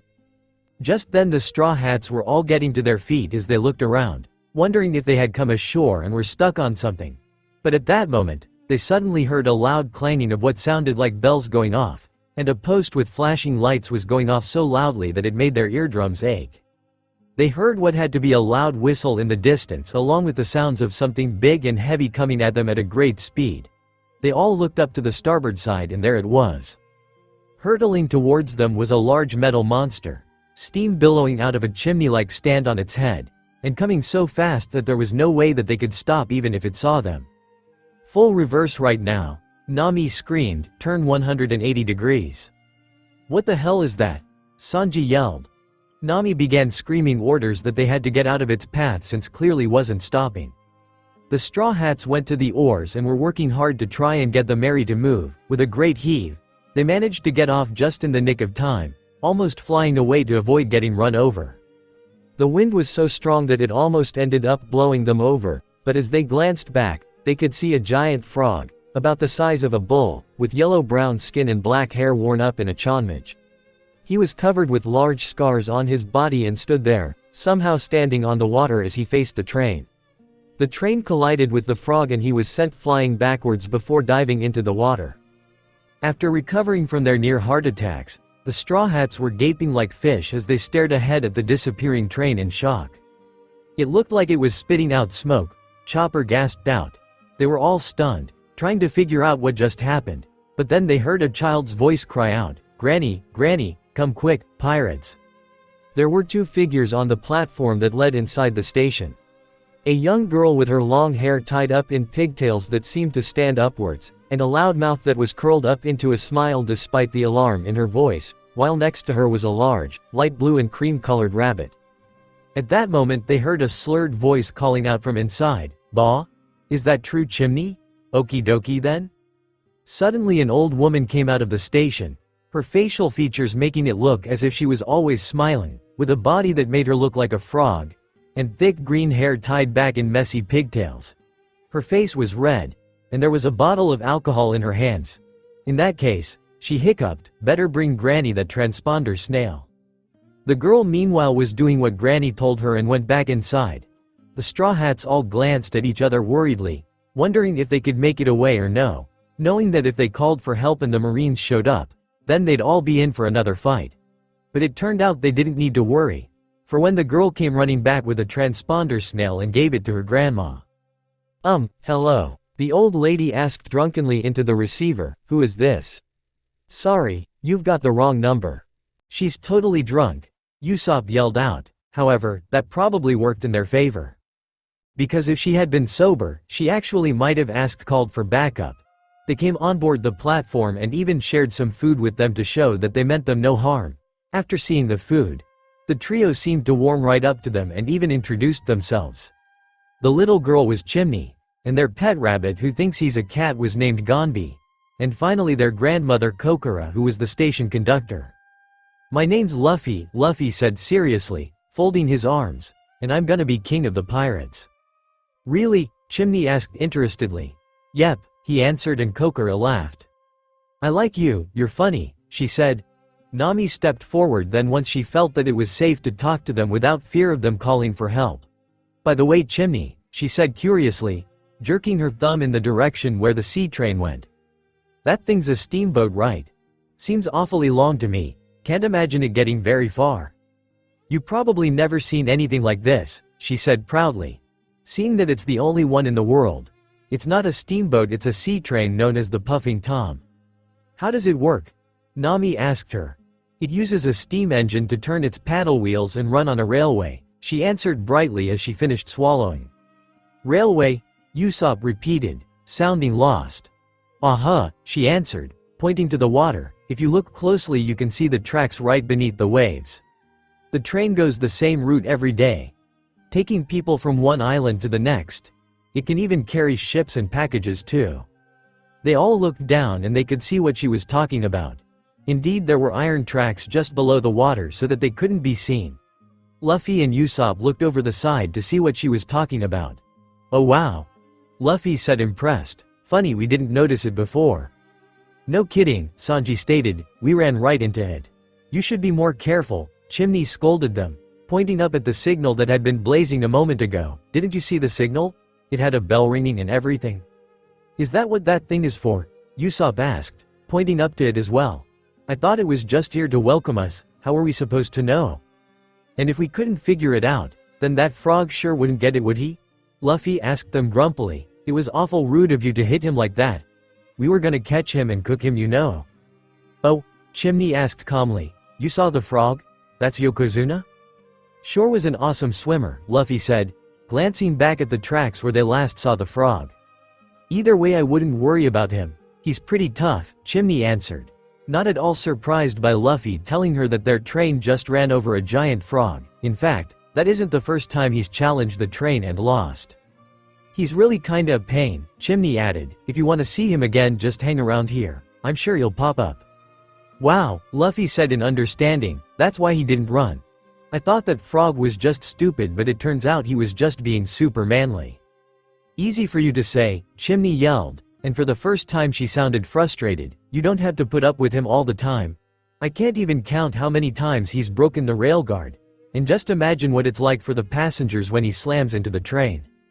"That's crazy," Luffy said before he declared, "Alright, since that frog is a fighter like me, then I'm not gonna eat him after all."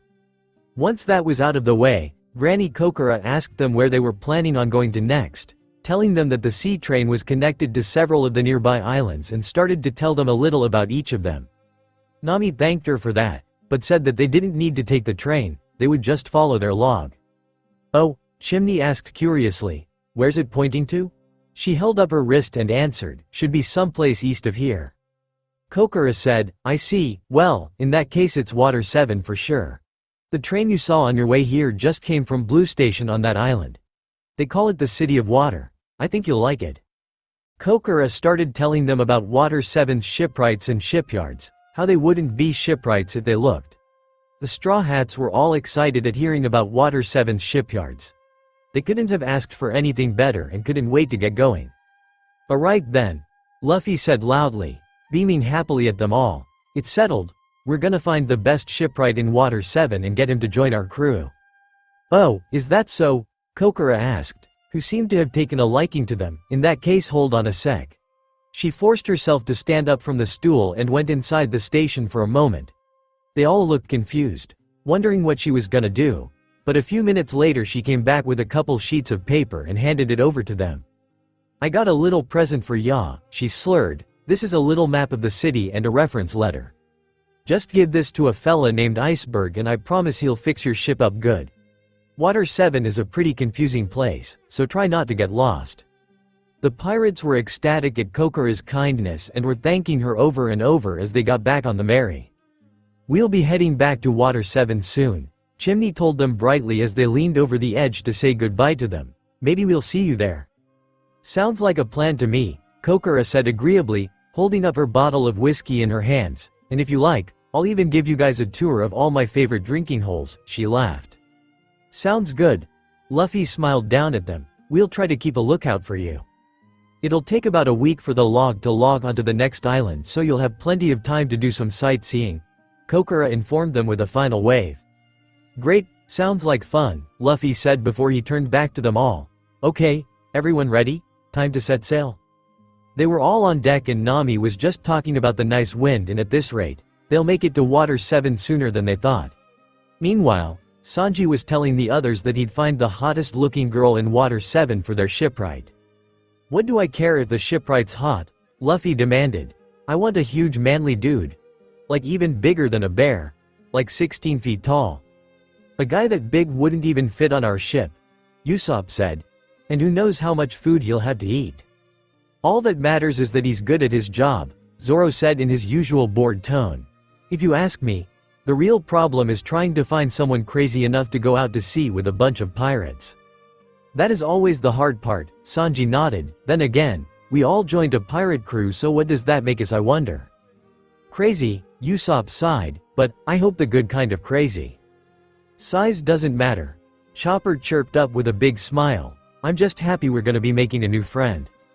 We're lucky we ran into that train station on the way, Nami said, holding up paper. This map should be a big help. All we had to do is follow Kokura's direction to that iceberg guy and we're set. But when she opened the paper, it looked like it had been drawn in crayon by a 3-year-old. In anger, she crumpled it up and threw it on the deck, yelling out insults before Chopper picked it up and said that it looked like one of Luffy's drawings. Speaking of Luffy, he was holding up a badly drawn picture and telling them that he wanted their shipwright to look like that. If I saw a guy like that I'd run, Usopp said, looking freaked out at the paper. I wouldn't just run. I'd jump into the sea to get away from that freak, Sanji said as he looked at it closely. But he looks like he might be part octopus, so even that might not save me. Don't you have anything better to talk about? Zoro called in annoyance as Robin just smiled as she listened to them all talk and argue with each other. There was a very strange look of peace in her eyes as she watched them all work. But suddenly, Usopp went running and jumped up to the mast, hugging it tightly and looking a little sad as Luffy asked him, "Why are you hugging the ship, Usopp?" "I know that all these tin plates may not seem like much to you," he said, rubbing his cheek against the wood and steel plating, "but they bring back a lot of fond memories for me." He smiled as he finally looked up. "I almost hate to see them go, but it'll all be worth it if the Mary can finally get the repairs she needs." "I feel the same way," Sanji said, and they glanced back to see him coming up from below deck, after a change of clothes. "I'm proud of her battle like everyone else, but she's taken a real beating since we've entered the Grand Line." Sanji looked down at the deck and stepped to hear the boards squeak. "The deck squeaks and we've got leaks popping up everywhere. Nobody wants to admit it, but if we don't fix this up soon we're as good as sunk." "Yeah," Luffy said, "but even if we can't get a shipwright for the crew we still have plenty of money. We can do more than just fix her, we can power her up too." Zoro called out that he could see the island and Luffy was the first one up the deck to get a look. "He's right," Luffy called happily. "I can see Water 7, and he wanted to break out the oars and row the rest of the way, with the others telling him that he shouldn't wear them out before they get there. When they got closer, they could get a full look at it." They were all amazed, their eyes wide and struck dumb. At the very top of the city they could see an enormous fountain in a volcano shape and water was pouring down into canals. The buildings surrounding the fountain was very colorful, with tan or peach color for the walls and roofs of the houses, which are many times red and semicircular. The Straw Hats were all amazed. staring around as they went right up front, and to their surprise, several people gave them direction to head right down the backstreet entrances. No one seemed the least bit worried that there were pirates in town. But they were busy looking at the city, heading down the canals and waterways that were surrounded by sidewalks and buildings. There were boats of all sizes covering the canals, and there were ramps of water that they were traveling along like streets. After sailing around the back streets for a short time, the Straw Hats ended up coming to the outskirts of the city and anchored at a small cape. Everyone was thrilled at the thought of going in and were impatient to get going. But as Zoro was pulling up the sails on the mast, just as he pulled to tighten it, to everyone's horror, the mast snapped almost right in half and he was forced to grab hold of it to keep it from falling. The others screamed at him, Usopp loudest of them all, "Are you trying to break the ship?" "No," Zoro gasped, just as surprised as the rest of them. "All I did was pull the rope like I always do." And with a great heave, he began to stand it upright once again. "Holy crap," he cursed, after they heard the loud creaking sound of the wood. "If the Mary's falling apart this easy, we're lucky we made it here at all." Nami frowned in worry up at the mast before she turned back to the others and said, "By the way, they aren't scared of pirates here, are they? Don't you think that's kinda strange?"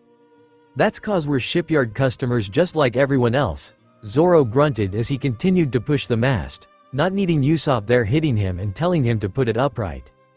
"They probably aren't concerned about pirates because they have enough security to deal with them if they misbehave," Robin offered and Sanji grinned at that. "Bet there's plenty of Marines here too," he said eagerly, "comes with the territory, huh?" But at their words, Usopp looked close to freaking out. "What are you kidding me?" he yelled out. "You mean they're gonna have us arrested?" "I don't think that's a problem since we're paying customers and all," Sanji pointed out, and they calmed down at once. Now comforted that they didn't have to worry, Luffy and Usopp were the first to jump ship, but before they could run off, Nami called them back, telling them that they were to come with her so that they could cash in their gold and get a look at the shipyard. Latsop were somewhere in the city where people were coming and going all around them. They smiled at the boats coming up and down the canals, being pulled by some of the strangest looking creatures they've seen yet. They looked and acted like horses as they pulled the boats, the creatures themselves called Yagara bulls. Soon though, the three were coming out of a large building behind them, each of them carrying large black cases. The three were each filled to the brim with 100 million berry, making the crew's new treasury come to a grand total of 300 million. They were able to find someone to convert the gold they found on Skypia into money and, thanks to Nami's persuasive bargaining tactics, the crew was now considerably richer. "I don't feel comfortable having all this money in one place, guys," Usopp said nervously, hugging his case tightly to his chest. "It's scary. I mean, what if I trip and it all falls out or something?" "That was great." Luffy laughed, swinging his case around. "You sure were scary back there, Nami." "I estimated 300 million from the start," she answered with a smile. "But I figured that he wouldn't give it up easy," Nami said. "You really gotta work on your game face." She looked back smugly. "Good thing I was there." "Cut it out," Usopp hissed to Luffy, glancing around. "You're making me nervous swinging that around." "Well, whatever," Luffy said happily. "We got our money now and that's all that matters." But at those words, he accidentally ended up letting the case go and it went flying out over the canal. At that, the other two screamed in horror and actually went jumping over, ready to catch it. But as they were about to grab it, Luffy grew out a long lizard tail and used it to snatch it back. "Phew," he called, "that would have been bad if the money got wet, huh?" The other two fell into the water, and when they climbed out, they gave him a hard beating for doing that, promising that if he lost that money he would be paying in blood. Luffy promised that he'd be more careful if they would just stop hurting him. After that, Nami gave Luffy's case to Usopp and they got into their boats, and let their Yagras pull them along. They followed after them, Usopp staring around nervously with his hands wrapped around the black cases. Luffy pouted at how far away they were choosing to stay away from him. "I don't know, Nami," Usopp whimpered behind her. "Maybe we should have taken the money back to the ship after all." "That'd be a complete waste of time," she retorted. "The shipyard is right around the corner." Luffy was moaning from his Yagara. "Come on, you don't have to ride so far away, let me play with the money." Anyway, Nami went on as if she hadn't heard him moan. "We'll probably be heading back to the Mary soon enough. After we'll meet with the shipwrights.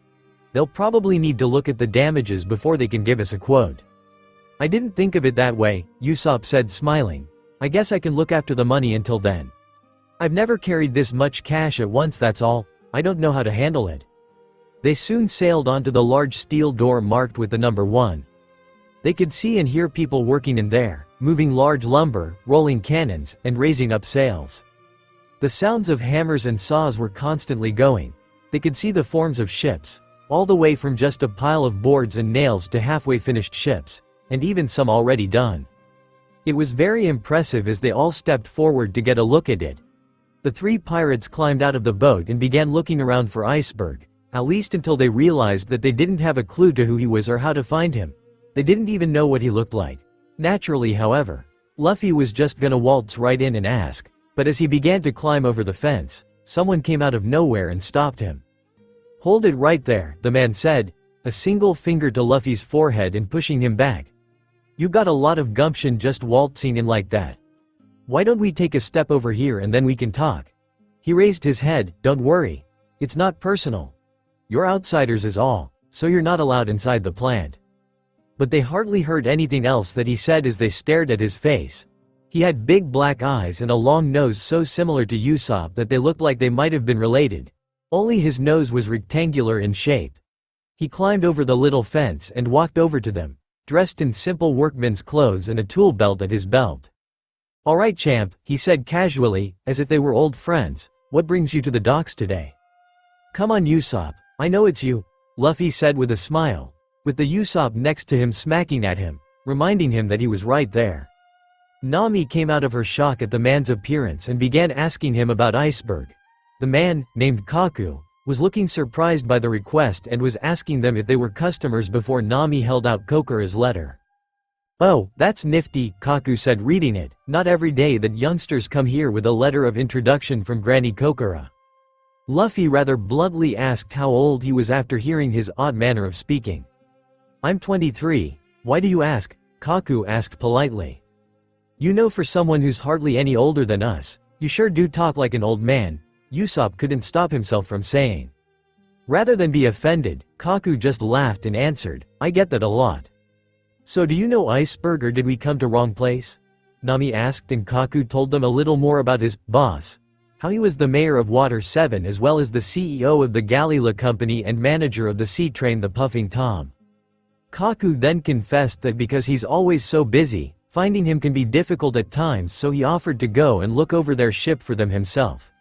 After putting his tool belt down and asking them where their ship was moored at, he went running off, and literally at that. He was amazing, running and jumping right over the edge, practically flying through the air.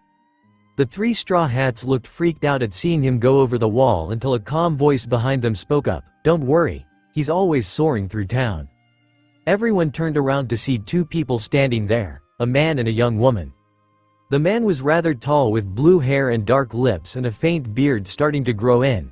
He was wearing a red and orange striped jacket where he was caressing the little head of a small white mouse from his front pocket. Standing next to him was a slim, pretty woman with blue eyes and glasses, with her long blonde hair tied up in a bun at the back of her head. The man then finished speaking to them. "They call him the Mountain Wind. If you didn't know, he the Galley Law's Dock 1 carpentry foreman, Kaku." "Geez, that was a big surprise," Usopp sighed in relief, knowing that guy was alright. "I've never seen someone jump that far before," Luffy said in awe. "Well," the man said, trying not to sound smug, "my craftsmen are the best in the business for a reason." There was some silence between them before Luffy whispered to Usopp, "Who is this guy?" "Don't ask me," he answered back. "Extraordinary ships are not born from ordinary circumstances," the stranger continued. As he looked over them all, they require nearly a superhuman level of skill. The man then turned the woman and asked, "By the way, Khalifa?" "I've already finished the background check," the now named Khalifa answered him, adjusting her glasses before she began to read from a clipboard. "The one in the middle is Straw Hat Luffy. His crew also includes pirate hunter Zoro and Nico Robin." Most people didn't notice the change, but some of them spotted it on the man's face, a slight look of anxiety and surprise. However, it passed quickly as she went on to read. Their combined bounties are 239 million. They have 4 others currently without bounties and their crew was formed in the East Blue Toin. They're known simply as the Straw Hat Pirates. Usopp was looking freaked at how they knew all this information on them before they even introduced themselves. I see, welcome, my name is Iceberg, the now identified Iceberg said, sounding a little impressed as he continued to bet the little mouse. I'm the boss here. And this is a mouse I just picked up. His name is, let's see, Tyrannosaurs. I'll need some rodent food and a cage. Khalifa already informed Iceberg that she had already taken the liberty of ordering those for him. Iceberg complimented her on doing that before he even asked her to. Speaking of which, Khalifa, looking back at her notes, she began to list all the things that he had to do today. Such as a lunch meeting with an hotel in Chiza with the glassware executive, then after that he was set to make a speech at the Liguria Square, followed by a meeting with the mayor from Pucci and give an interview before he was to overlook some paperwork when he got back to the office. Iceberg whined out, like a kid who was told to go to bed early, I don't wanna. Khalifa didn't seem the least bit surprised as she began crossing them off the list and said casually, very well, I will cancel everything here for you. Usopp yelled out, hold on, you're not serious are you? What's the point in having power if I don't get to do what I want? Iceberg asked them calmly. If that's how you run things you gotta be the most irresponsible mayor in the world, Usopp informed him. Yeah pops, that's pretty lazy, Luffy said. That's rich coming from you, Luffy, Nami said with a roll of her eyes as he turned to look at her and asked her, you sure this is the guy that old lady was talking about? Aha, he's the guy all right, Nami stated, but at those words, Khalifa suddenly charged and began kicking them all so fast that they didn't realize what had happened until it was all over. How dare you? What's the big idea lady? Luffy shouted at her angrily as Nami and Usopp were both trying to recover from the shock. Funny enough, Luffy and Nami appeared to be just fine having dodged a majority of the blows, but it was Usopp who seemed to be the one who had taken the hits and was now on the ground with a dented face. I won't stand here and let you insolent louts and insult one of the world's leading ship engineers, Khalifa told them all angrily, pushing her glasses back up her face. Thanks to Khalifa losing her temper, several citizens in the area heard what was going on and began to draw a crowd. Noticing this, she seemed to remember where she was before she apologized, pardon me. I get a bit carried away from time to time. Still, Iceberg is a respected figure here in Water 7, so try to show some courtesy. Yes, please don't provoke, Khalifa. When she lashes out in anger, Iceberg warned, and when they looked they could see that he was covered with lumps and bruised like a banana. Tears of pain were even in his eyes. She doesn't discriminate. Usopp then yelled at outrage, we might have hurt his feelings, but you hurt his face. You're way meaner than us, Luffy added in equal outrage. Nami said suddenly, putting all that behind us, if you're Iceberg then you're the man we're looking for. She took out Kokura's letter and handed it to him. Here, we brought a letter of introduction for you to look at. Iceberg carefully took it from her and read it out. From Granny Kokura, take a look at the ship, it says. He nodded in understanding before he tore the paper to shreds. What? Are you serious? Nami exclaimed startled. There has to be something we can do to change your mind? She held up a black case so that he couldn't hope to miss it. If money's the issue, we can pay. If you're really the best then you gotta be the one to fix our Mary. Luffy pleaded with him, come on, we're begging. Okay, Iceberg answered casually. That's it, Usopp yelled at him, looking ready to fall over, you don't even need to think about it? No, Iceberg said disinterestedly. Then why did you tear up the letter? The sniper demanded hotly. The lipstick mark was creeping me out, he answered as if it was obvious. Even so, Granny Kokura and I have been drinking buddies for years, Iceberg explained. Well, and since Kaku has already gone to make an estimate for me it would seem like a waste to turn you down now, wouldn't you say? He stretched out his arms and even began to pick his nose in boredom. Besides, it's not like I had anything else to do. I'll show you around the shipyard, sound good? Did he serious cancel all of his meetings just to give us a tour? Usopp asked. Luffy happily began to follow Iceberg and Khalifa into the shipyard, but as they were getting closer, they heard Nami's voice screaming out behind them, did you drop it somewhere? I don't know, Usopp yelled out, sounding terrified and they all turned around to see the two there, staring around wildly. Just then Usopp pointed out towards the water and when they followed their gaze, on a couple yagras, there were a few men wearing some of the strangest outfits they could think of. Some kind of roundish, metal lederhosen with a pink star on it that they wore like overalls, as well as covered in tattoos and specialized goggles. Usopp realized something. "Wait," he yelled after them angrily. "Who are you? Why are you taking our money? Give it back. We need it, you jerks. Do you hear me? Thanks for the cash," one of the men mocked. Usopp was now chasing after the boat on the sidewalk, looking ready to jump into the canal and swim up to them. But when Luffy caught up to him and asked him why he gave the money to them, Usopp was yelling at him for that, telling him that they stole it. However, just as Luffy was about to go after the money himself, a man jumped from the bridge directly above them. He had blonde hair that was slicked back and a pair of orange goggles, as well as having a cigar in his mouth. He wore a flame-detailed denim jacket with cigars strapped to it like how Smoker wore his. As he jumped, a set of ropes came out from his sleeves, and using them like whips, he was able to knock the Frankie family right into the river.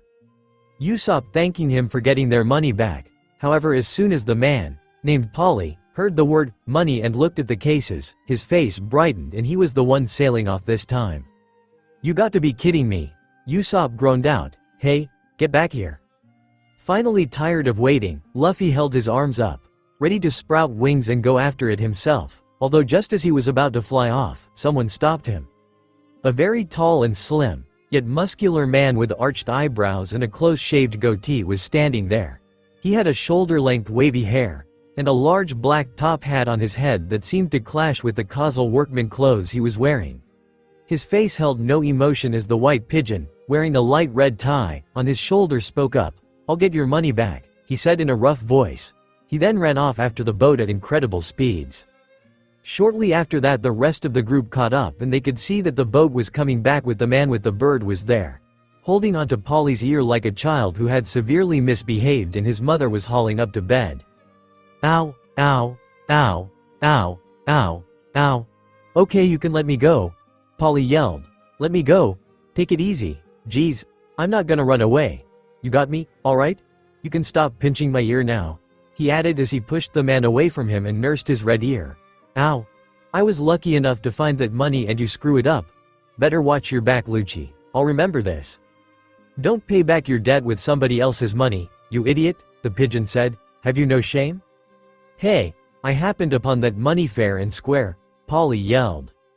"Stealing from thieves is still stealing, baka," the pigeon said as the man, Lucci, grabbed him by the ear again. "I didn't steal anything. I was just borrowing their Yagara for a while," he retorted. "Looks like they were next to them." Luffy sighed in relief, saying how happy he was for Usopp. At those words, Usopp and Nami began to pull his cheeks out, snapping at him that was their 200 million to fix the Mary. And Nami demanded to know why he didn't get it back himself, and Luffy just answered that the pigeon said that he'd take care of it. "Well," Iceberg said as he held the little mouse in his hands for a moment before he slipped him back into his breast pocket. "That was embarrassing. Rest assured we will deal with our employee appropriately. Allow us to handle this so that there is no bad blood between you." Although Polly's behavior was apprehensible, Khalifa added, "It's fortunate he saved your money from the Frankie family." "Well, I guess you can look at it that way," Nami nodded thoughtfully. "No harm done, right?" Luffy said, and the two of them finally let go of Luffy's stretched out cheeks and let him fall to the ground. But Nami had more important things to talk about. She turned back to Iceberg and Khalifa, asking them, "So who is this Frankie family? Do they rob from everyone they run into, or just us?" "Well, that depends," Khalifa said, pushing her glasses back up, "but normally, they dismantle ships." "You mean they're workmen?" Nami asked in surprise as Luffy stood up. "I don't know about you, but I'd never hire a team that looks like that." Khalifa and Iceberg explained that the Frankie family were a public nuisance, that they dismantled ships for a living, but were also bounty hunters. Whenever they hear that pirates were in town, they go after them and try to collect the bounties on their heads. After that, they take their ships, dismantle them, and then sell them on the black market. Though underhanded, it's just good business to them, and Iceberg finished by warning them that if they catch them, they'll bleed them dry. "I don't know," Luffy said with a smile. "Those guys look too weak to do anything to us." Iceberg gently petted the mouse's head before he said softly, "The men you saw were underlings. Frankie, the leader of the group, is not nearly so harmless. If I were you, I'd avoid him at any cost." The two had just got back and were getting out of the boat, with Lucci carrying the 2 cases in one hand, and dragging Polly over by his ear in the other one. "Here you are, Iceberg," the pigeon said when they got up to him, "do with him as you will." "I'm here. You can let go," Polly yelled, finally getting himself free from Lucci's grasp as Iceberg complimented him on his good work. "Truly," the pigeon said to the 3 straw hats, "I can't apologize enough for the actions of this oaf, cuckoo." "Ah," Luffy yelled, eyes wide in shock, "it is talking." Lucci threw Polly on the ground and tossed him the cases. "Tell the nice people you're sorry, oaf." "That pigeon really has it out for that dude, doesn't he?" Luffy gasped, pointing to the bird and then to Polly on the ground. "So the little bird talk, but the guy doesn't?" Usopp asked in bewilderment before he smiled. "Anyway, I'm just glad that we got all our money back." "Oh," Polly said, getting up and walking over to them with the cases to them. "So this money belongs to you, huh?" Polly passed them into Luffy's arms. "Good thing I was around." "Yeah," Luffy agreed, "thanks a lot." Polly put his hands on his shoulders and told him, "If you really want to thank me, give me 10%. "Not gonna happen," Nami said, and almost glad to see Lucci hit him over the head with a hammer, and added, "Again, I'm quite sorry." The pigeon went on to tell them that Polly had a gambling problem and was in so much debt, he lost sight of everything but money. At those words, Polly lost his temper and began to fight him. After Lucci's pet pigeon got out of the way, the rope wrapped around Lucci's arm, and when he pulled, he swung him around like a ball and chain. Lucci was able to stop his head getting slammed into the cement with his arm, his fingers digging into the ground and holding him up as straight as an arrow. The fight ended soon after that, and the Straw Hats found out about Lucci's ventriloquism act with his bird Hattori. Luffy and Usopp were especially impressed and were applauding him as Polly seemed to calm down enough to start laughing again. "He's just a weirdo who doesn't know how to talk to people on his own," he said as he pulled out a cigar. But then Polly spotted Nami and freaked out. "Hold on a second," he shouted out, turning red and pointing a finger at her. "What does that woman think she's doing?" Nami looked confused and asked what he was talking about as he yelled out, "Have you no shame?" And when she continued to look confused, he added, "Don't play dumb with me, you harlot. I can see WAAAY to much leg. Cover up and show a little decency, would y'all? This place is a man's workplace, you know?" Khalifa stepped in front of Nami, trying to calm Polly down, but he freaked out when he saw her as well. "You too, Khalifa," he yelled as Lucci grabbed his arm to stop him from doing something stupid. "How many times have I told you those clothes of yours are not a PPROPIRATE? If you want to look PROFESSONAL, you should wear pants, or at least ankle-length skirts." "This guy's got issues," Usopp whispered. "He's serious, isn't he?" Nami asked them, and they only shrugged alone with her as Iceberg told them to come with him. After everything was said and done, they opened the door and Iceberg began to show them around the yard. All of them staring around in amazement at every little thing they could see. Watching the hustle and bustle of the shipwrights working, seeing the ship being built from the ground up was truly an amazing sight to see. Iceberg gave them a tour. Everyone was glad to see him, and Khalifa explained that there had been several shipbuilding companies, and about 5 years ago, they all united under him as Galila. Luffy even offered for Iceberg to join, which he politely refused, but told him that they had plenty of shipwrights, and though he doubted any of them would be willing to join a pirate crew, if they found someone, he wouldn't get in the way. By the way, Iceberg mentioned to Luffy after a short time, "Khalifa mentioned that Nico Robin was part of your crew, is that correct?" "Sure is," he confirmed. "She's nice to have around since she's so smart."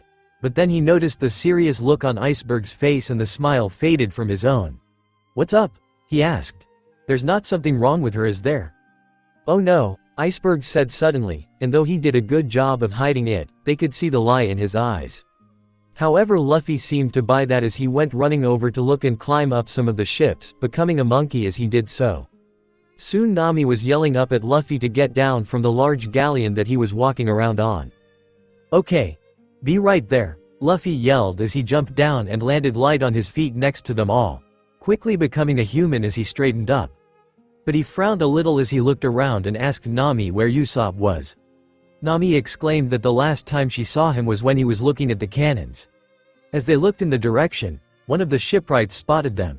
"Hey, you there?" he called to them and walked over. "These bags are yours, right?" It was true, he was carrying the 2 black cases with him. He put it down next to the other one and Nami looked angry as she said that Usopp was supposed to be taking care of those. Luffy thanked him as Nami looked around again for Usopp in frustration about leaving their money behind. The shipwright looked surprised and Luffy told them that the 2 bags he found had 200 million in them. The shipwright laughed, as if he thought for sure that they were pulling his leg before he left, and Luffy waved after him in a friendly way. Nami looked startled at the laughing shipwright but seemed to let it go. So, Luffy said, turning back to the others, going back to the matter at hand, how much do you think the repairs are gonna cost? We got plenty of money to spend, and he patted each bag too high for our Mary. Kaku went to sit down on a large pyramid of lumber, acting like bleachers, and while you're at it, Luffy added, why don't you make her stronger, faster, tough as nails and of course, decked out with cannons? I'd like some pretty engravings or some kind of decorations along the hull, Nami added eagerly. Also, can you guys renovate the inside? Not so fast, he said, his expression unusually grim, and Luffy and Nami's smiles faded at his tone, sensing that something was wrong. That ship of yours, Kaku began. She's gone on some really extraordinary journeys, hasn't she? Yeah, you bet, Luffy agreed at once. We've done it all. A while back we flew to the sky, fell back down, we climbed a big mountain too. So, you have to work hard to fix her up extra good, okay?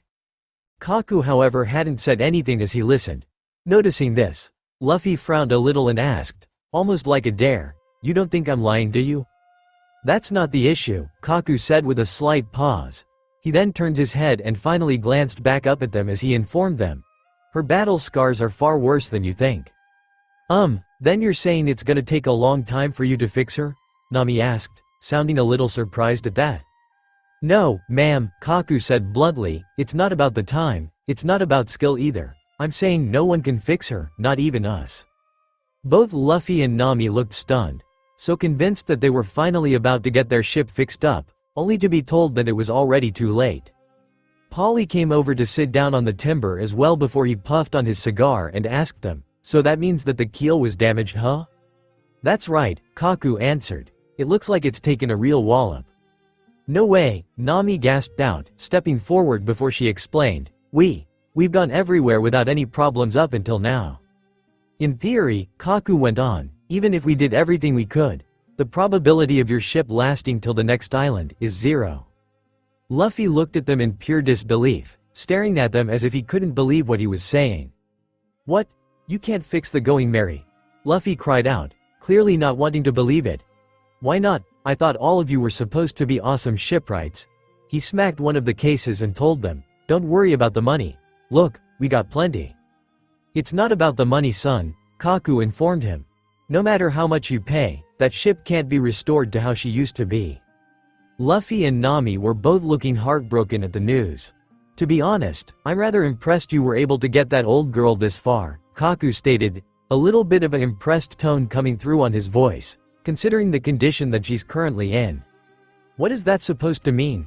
Nami demanded hotly. What exactly is going on with the Mary? Do you know what the keel is, immoral girl? Polly asked the navigator. Amor, Nami began hotly before she asked, the thing on the bottom of the boat? Yeah, Polly confirmed, breathing out some smoke. It's the most important part of lumber on a ship. It crosses from stern to bow and provides support. When you build a ship, you start off by placing the keel. Then you set the wood for the steam, the stern, the frame brackets and deck beams. All of the pieces are carefully assembled together with the keel serving as the core. It's the very backbone, framework, and life of every vessel constructed. And when it's severely damaged, then that's the end of it. You can't just replace it with a new one. That'd be the same thing as building a new ship from scratch. That's the reason we, or anyone, won't be able to fix her, Polly finished up dismally. Your ship is just a bunch of wood stuck together, awaiting her end. Hey, you, don't say just horrible things. Nami yelled out, obviously feeling the sting of what they were saying.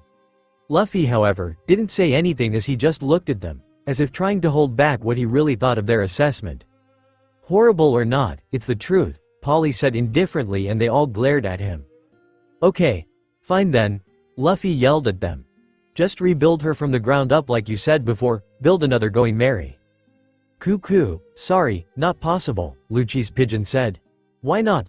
Luffy asked in frustration. We could build you a very similar ship, the pigeon explained, holding up his wings like hands. But no one can build you one that's exactly the same. Nowhere in the world are there two completely identical ships. It simply can't be done. Nami, who looked lost as to who she should be looking at, Lucci or the pigeon, asked, What do you mean? Why? Tell me, are there any two trees in the world that grow exactly the same way? The bird, Hattori, asked them, and she blinked as she thought that over, everyone knowing the answer there. A sailing ship is mostly built out of lumber, Hattori went on. So the overall size and shape of a vessel is determined by the type of wood used. That's why a complete duplicate of your ship can't be built by us or anyone, even when using the same blueprints. If we made a ship like that with those specifications, the ones who would notice the difference and feel like it's a completely different ship would be all of you guys. Caw. Nami's hands curled into fists. No way, she said, sounding like she couldn't believe what she was hearing. So you're saying it's absolutely impossible for us to continue sailing on the Going Merry? Unfortunately, yes, Kaku confessed. You can either wait around for her to sink, or you can dismantle her immediately.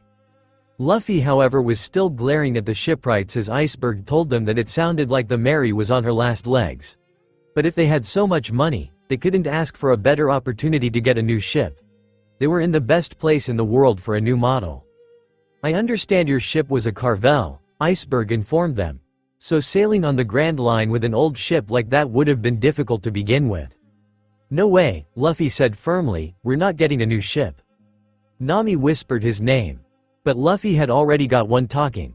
The Mary is. He paused for a moment before he looked up and proclaimed loudly, the Going Merry is the ship of the Straw Hat Pirates.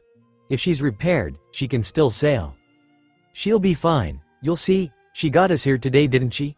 He asked. And you tell us out of nowhere she can't sail anymore? I can't believe that. I won't. You guys are saying that cause you don't know her. You have no idea how strong she is. Iceberg just looked at him. Then your plan is to just keep sailing her until she sinks? He asked as Nami looked surprised by the coldness in his voice. I'm shocked. So, this is a decision of the ship's captain? Luffy looked startled that he would ask something like that, now shaking and looking confused as to what to do. Iceberg sighed and shut his eyes. This discussion is over for now, he told them, just think about it. If you decide to buy a ship, let me know, my people can help. He looked back up, if you're able to spend 300 million we can build you a state-of-the-art ship. He turned to Khalifa, who handed him a catalog of all their used and new models to use as a price reference. Luffy was still looking lost as to what to do as Nami took it miserably. She was just telling Luffy that they should head back to the ship and tell everyone the bad news when someone came walking over towards them.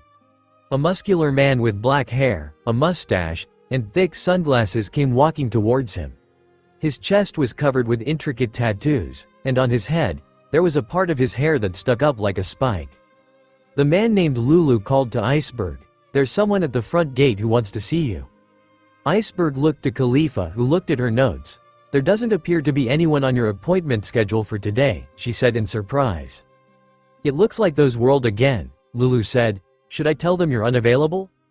Iceberg nodded, telling Lulu to tell them that he wasn't here, but it was too late for several men in suits were heading towards them. Polly warned Luffy and Nami to hide, and they went behind the large stack of lumber as they heard them all talk. What worried them all was the fact that the middleman claimed that he could smell pirates around, but told him that wasn't important, he just wanted to talk to him. It was funny watching Iceberg acting like a child, telling him to go away as he picked his nose. In the end, he walked away with the government men, however, leaving the other shipwrights talking with each other. They moved back to Luffy and Nami, who was muttering to Luffy that they should leave now before they're spotted. But when Luffy didn't answer, she looked back to see that he was frowning heavily at the two cases he grabbed. "What?" hissed Nami. "What's wrong? Something seemed weird about these bags when I grabbed them," Luffy said as he lifted one of the cases and looked at her. "They're really light." "Huh, what do you mean?" Nami asked him, putting on a fake smile. "Oh, come on, stop kidding around. How could they be with all that money inside?" As if to prove her point, she took her case and weighed one of Luffy's cases in her hands. But then she stopped and stared at them as if she realized that he was right. Luffy's case seemed to be much lighter, They took the 2 cases and opened them. They only peeked inside them before they screamed. They screamed so loud that it seemed to shake the entire shipyard, and all the shipwrights were turned in their direction, startled. "You idiots!" Polly yelled as he walked around to glare at them. "What the hell are you?" His eyes widened and he turned red when he saw how Nami was sitting on the ground. "Hey lady, how dare you sit like that?" Nami completely ignored Polly as she crawled over to the 2 bags, almost afraid if she spoke too loudly, it would make it true. "Don't tell me, there's no way." "I don't want to look," Luffy also stuttered, but they looked anyway. Though the outsides were glossy and looked new, the insides were all patched and sewed together, and most importantly, they were empty. 200 million. Luffy yelled. "Gone. It's really gone," Nami screamed. "Wait, look at these bags. They aren't even ours." Hey, keep it down," Hattori said as Lucci came over to see what the yelling was all about. "What's wrong?" Our money is gone," Luffy croaked out. "Vanished, gone, disappeared," Nami whimpered, sounding close to tears. Polly looked alarmed at that and asked what they were talking about. Hattori looked at him and asked, "Polly, was it you again?" "Huh? No," Polly yelled back at him. "Honest?" Hattori pressed him. "Why would I lie?" Polly demanded. "You mean it?" Hattori again. And soon they had gotten into a slight argument as Lulu asked Kaku what he was doing with the Frankie family. Kaku looked confused at the question, claiming that he hadn't been anywhere near the Frankie family all day.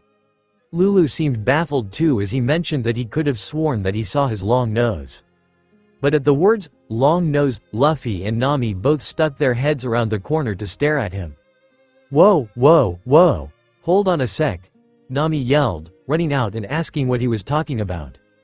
Lulu looked surprised by their sudden interest and said, "Just outside the gate I saw someone who looked like Kaku with the Frankie family. They had 4 cases with them, but they left 2 of them behind. And the guy with them looked like he was about to cry." "That's Usopp," Luffy exclaimed. "You saw him with the Frankie family," Nami yelled at them. "Well, you could say he was with them," Lulu admitted as he pushed the spike of hair into his head to get it to behave. It ended up being pushed out in his mustache. "Or maybe you could say they were dragging him away." "That's called kidnapping," Nami yelled at him. She then turned to Luffy, telling him they had to find him. But Luffy had already took off so fast that he was leaving a cloud of dust behind him. It took hours of searching for the missing Straw Hat member.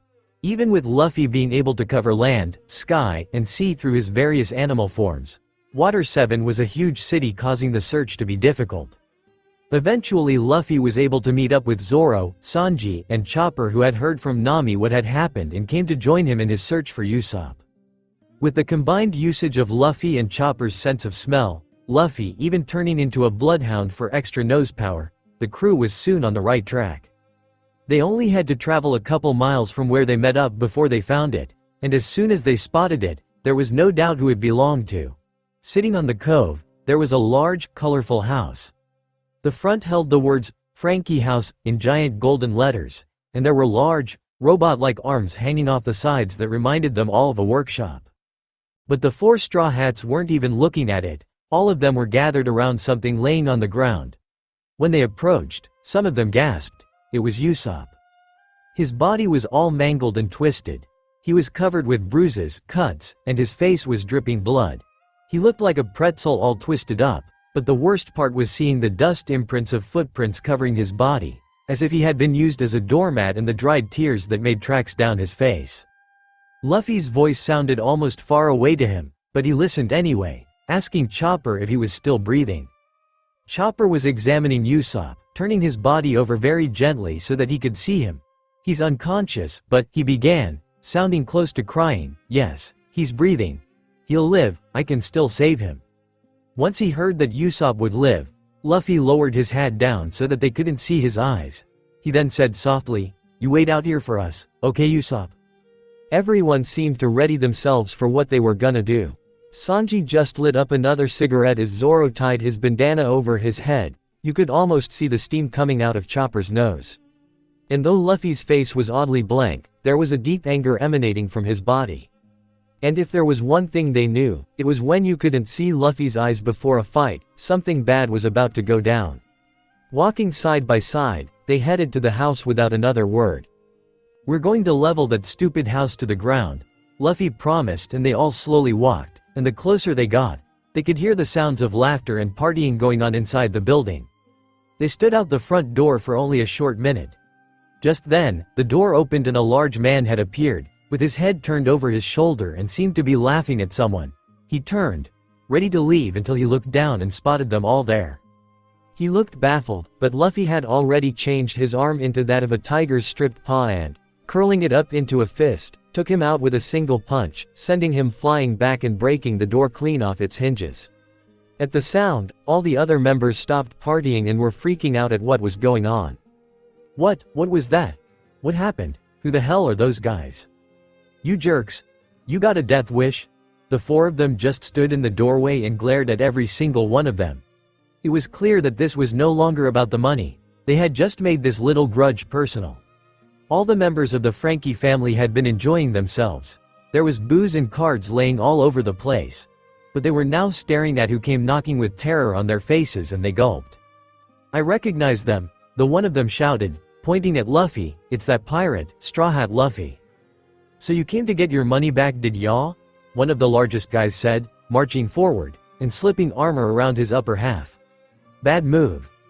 Just take a look around you. 4 of you are enough to handle all of us. Ha, ha, ha, but since you're here, might as well take those big bounties on your heads." Once everyone calmed down, they all began to smirk and already seemed to be making plans what to do with the reward money for turning them in. The temporary leader, a man named Zambai, grinned.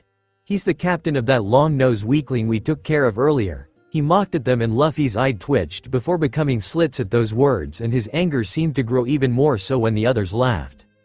With that pitiful excuse for a pirate on his crew, he can't possibly be that strong, someone laughed. The giant of the man came over, daring him to attack, which Luffy was only too happy to do so. He marched up to the man before turning around, causing the gang members to blink in confusion. "Horse," Luffy muttered ominously as he got into position. "What'd think you're doing?" he taunted him with a laugh. "Are you going him with your back turned?" Another guy laughed. "Not that it matter, as even a bombardment of battleships can't put a dent in that armor." "Ha! What a joke," someone sneered. But Luffy simply got onto his hands, resembling a sprinter's position.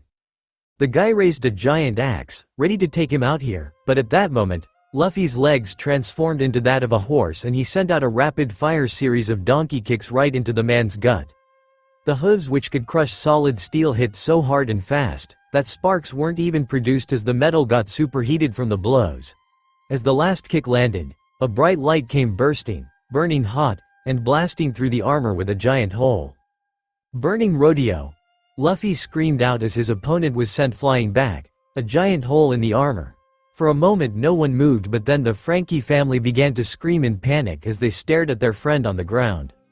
"He kicked a hole right through it," someone yelled, but Luffy didn't have any trace of enjoyment on his face. He was ticked off and he was going to make sure that these guys pay for it. Zambai held his hands out in what looked like surrender. "Hey, hold on. Just wait a second, guys. Let's talk about this first. Okay, guys." But then he turned to the others who had their cannons out. "Okay, guys. Fire the cannons." His men then fired their cannons at him, but Zoro was the one who ran ahead. "Now, 3 swords style. Karasuma." He cried out before sticking the sword in his mouth. He cut through each one of the cannonballs and finished, Raven Hunt. And as he seemed to hover in the air, the cannon split clean in half and exploded safely away from the others behind him. The Frankie family screamed in terror as Zoro looked up at them dangerously, looking like some sort of demon. "What?" Zambai screamed, his eyes practically popping out of his head. "Impossible. Those cannonballs are made of iron." As if he wanted to prove a point, Zoro went and sliced through one of their cannons clean in half, and scared them worse than ever. "Holy crap," someone screamed, "these guys are seriously bad news. Let's get out of here, everyone run for the back door," another yelled. But as they tried to run, Sanji jumped over them, doing a one-hand stand on one guy's face. "You guys started this fight," the cook said darkly. "It's kinda pathetic to run from it like cowards." Sanji was far from over. Party table, kick course. He then spun around rapidly to deliver a savage kick to the face of anyone within range. After he ran out of targets, he jumped down and kicked the poor guy he was spinning on so hard that he went flying. Now the rest of the Frankie family were getting ready to do just about anything to get out now. But through all the smoke, Chopper was there to stop them from jumping through the windows. He had swallowed a rumble ball and went into horn point before he charged ahead. Roseo Coronado. He cried and he chased them all down, tossing them all up in the air with his horns, and to see them land on their heads, embedded in the ground with their bodies sticking straight up out of the ground and their bodies sticking straight up like a column. YT! Zambai cried out, trying to stop the destruction. Only now he didn't have any cannons to back him up. He was close to crying here as he begged, "You guys, it's the money, right? You just want the money back? The 200 million that long-nosed guy had?" Luffy's eye twitched once again when they mentioned Usopp, a non-human growl escaping his lips that reverberated all the way to his chest. "Is that right? I'm sorry to be the one to tell you, but that pile of money isn't here anymore." Zambai shouted, a smile coming back to his face. "Frankie. The family boss took it all and went on a shopping spree, and since he's buying something on the black market, we don't have any idea where he is or even how to find him. He went on, so no matter how much of a rampage you go on, that 200 million won't be coming back, so why don't you just go on in?" But Luffy heard enough. He punched him, sent him flying back and crashing into the wall. "Zambai!" One of them yelled in fear, but they were far from done. "Shut up. That's enough out of you," Sanji snarled. "This has nothing to do with the money." "Got that right," Zoro added. "It's too late for that. Not even your ashes will be left when we're done," Luffy said, darkly cracking his knuckles as he glared at them with disdain.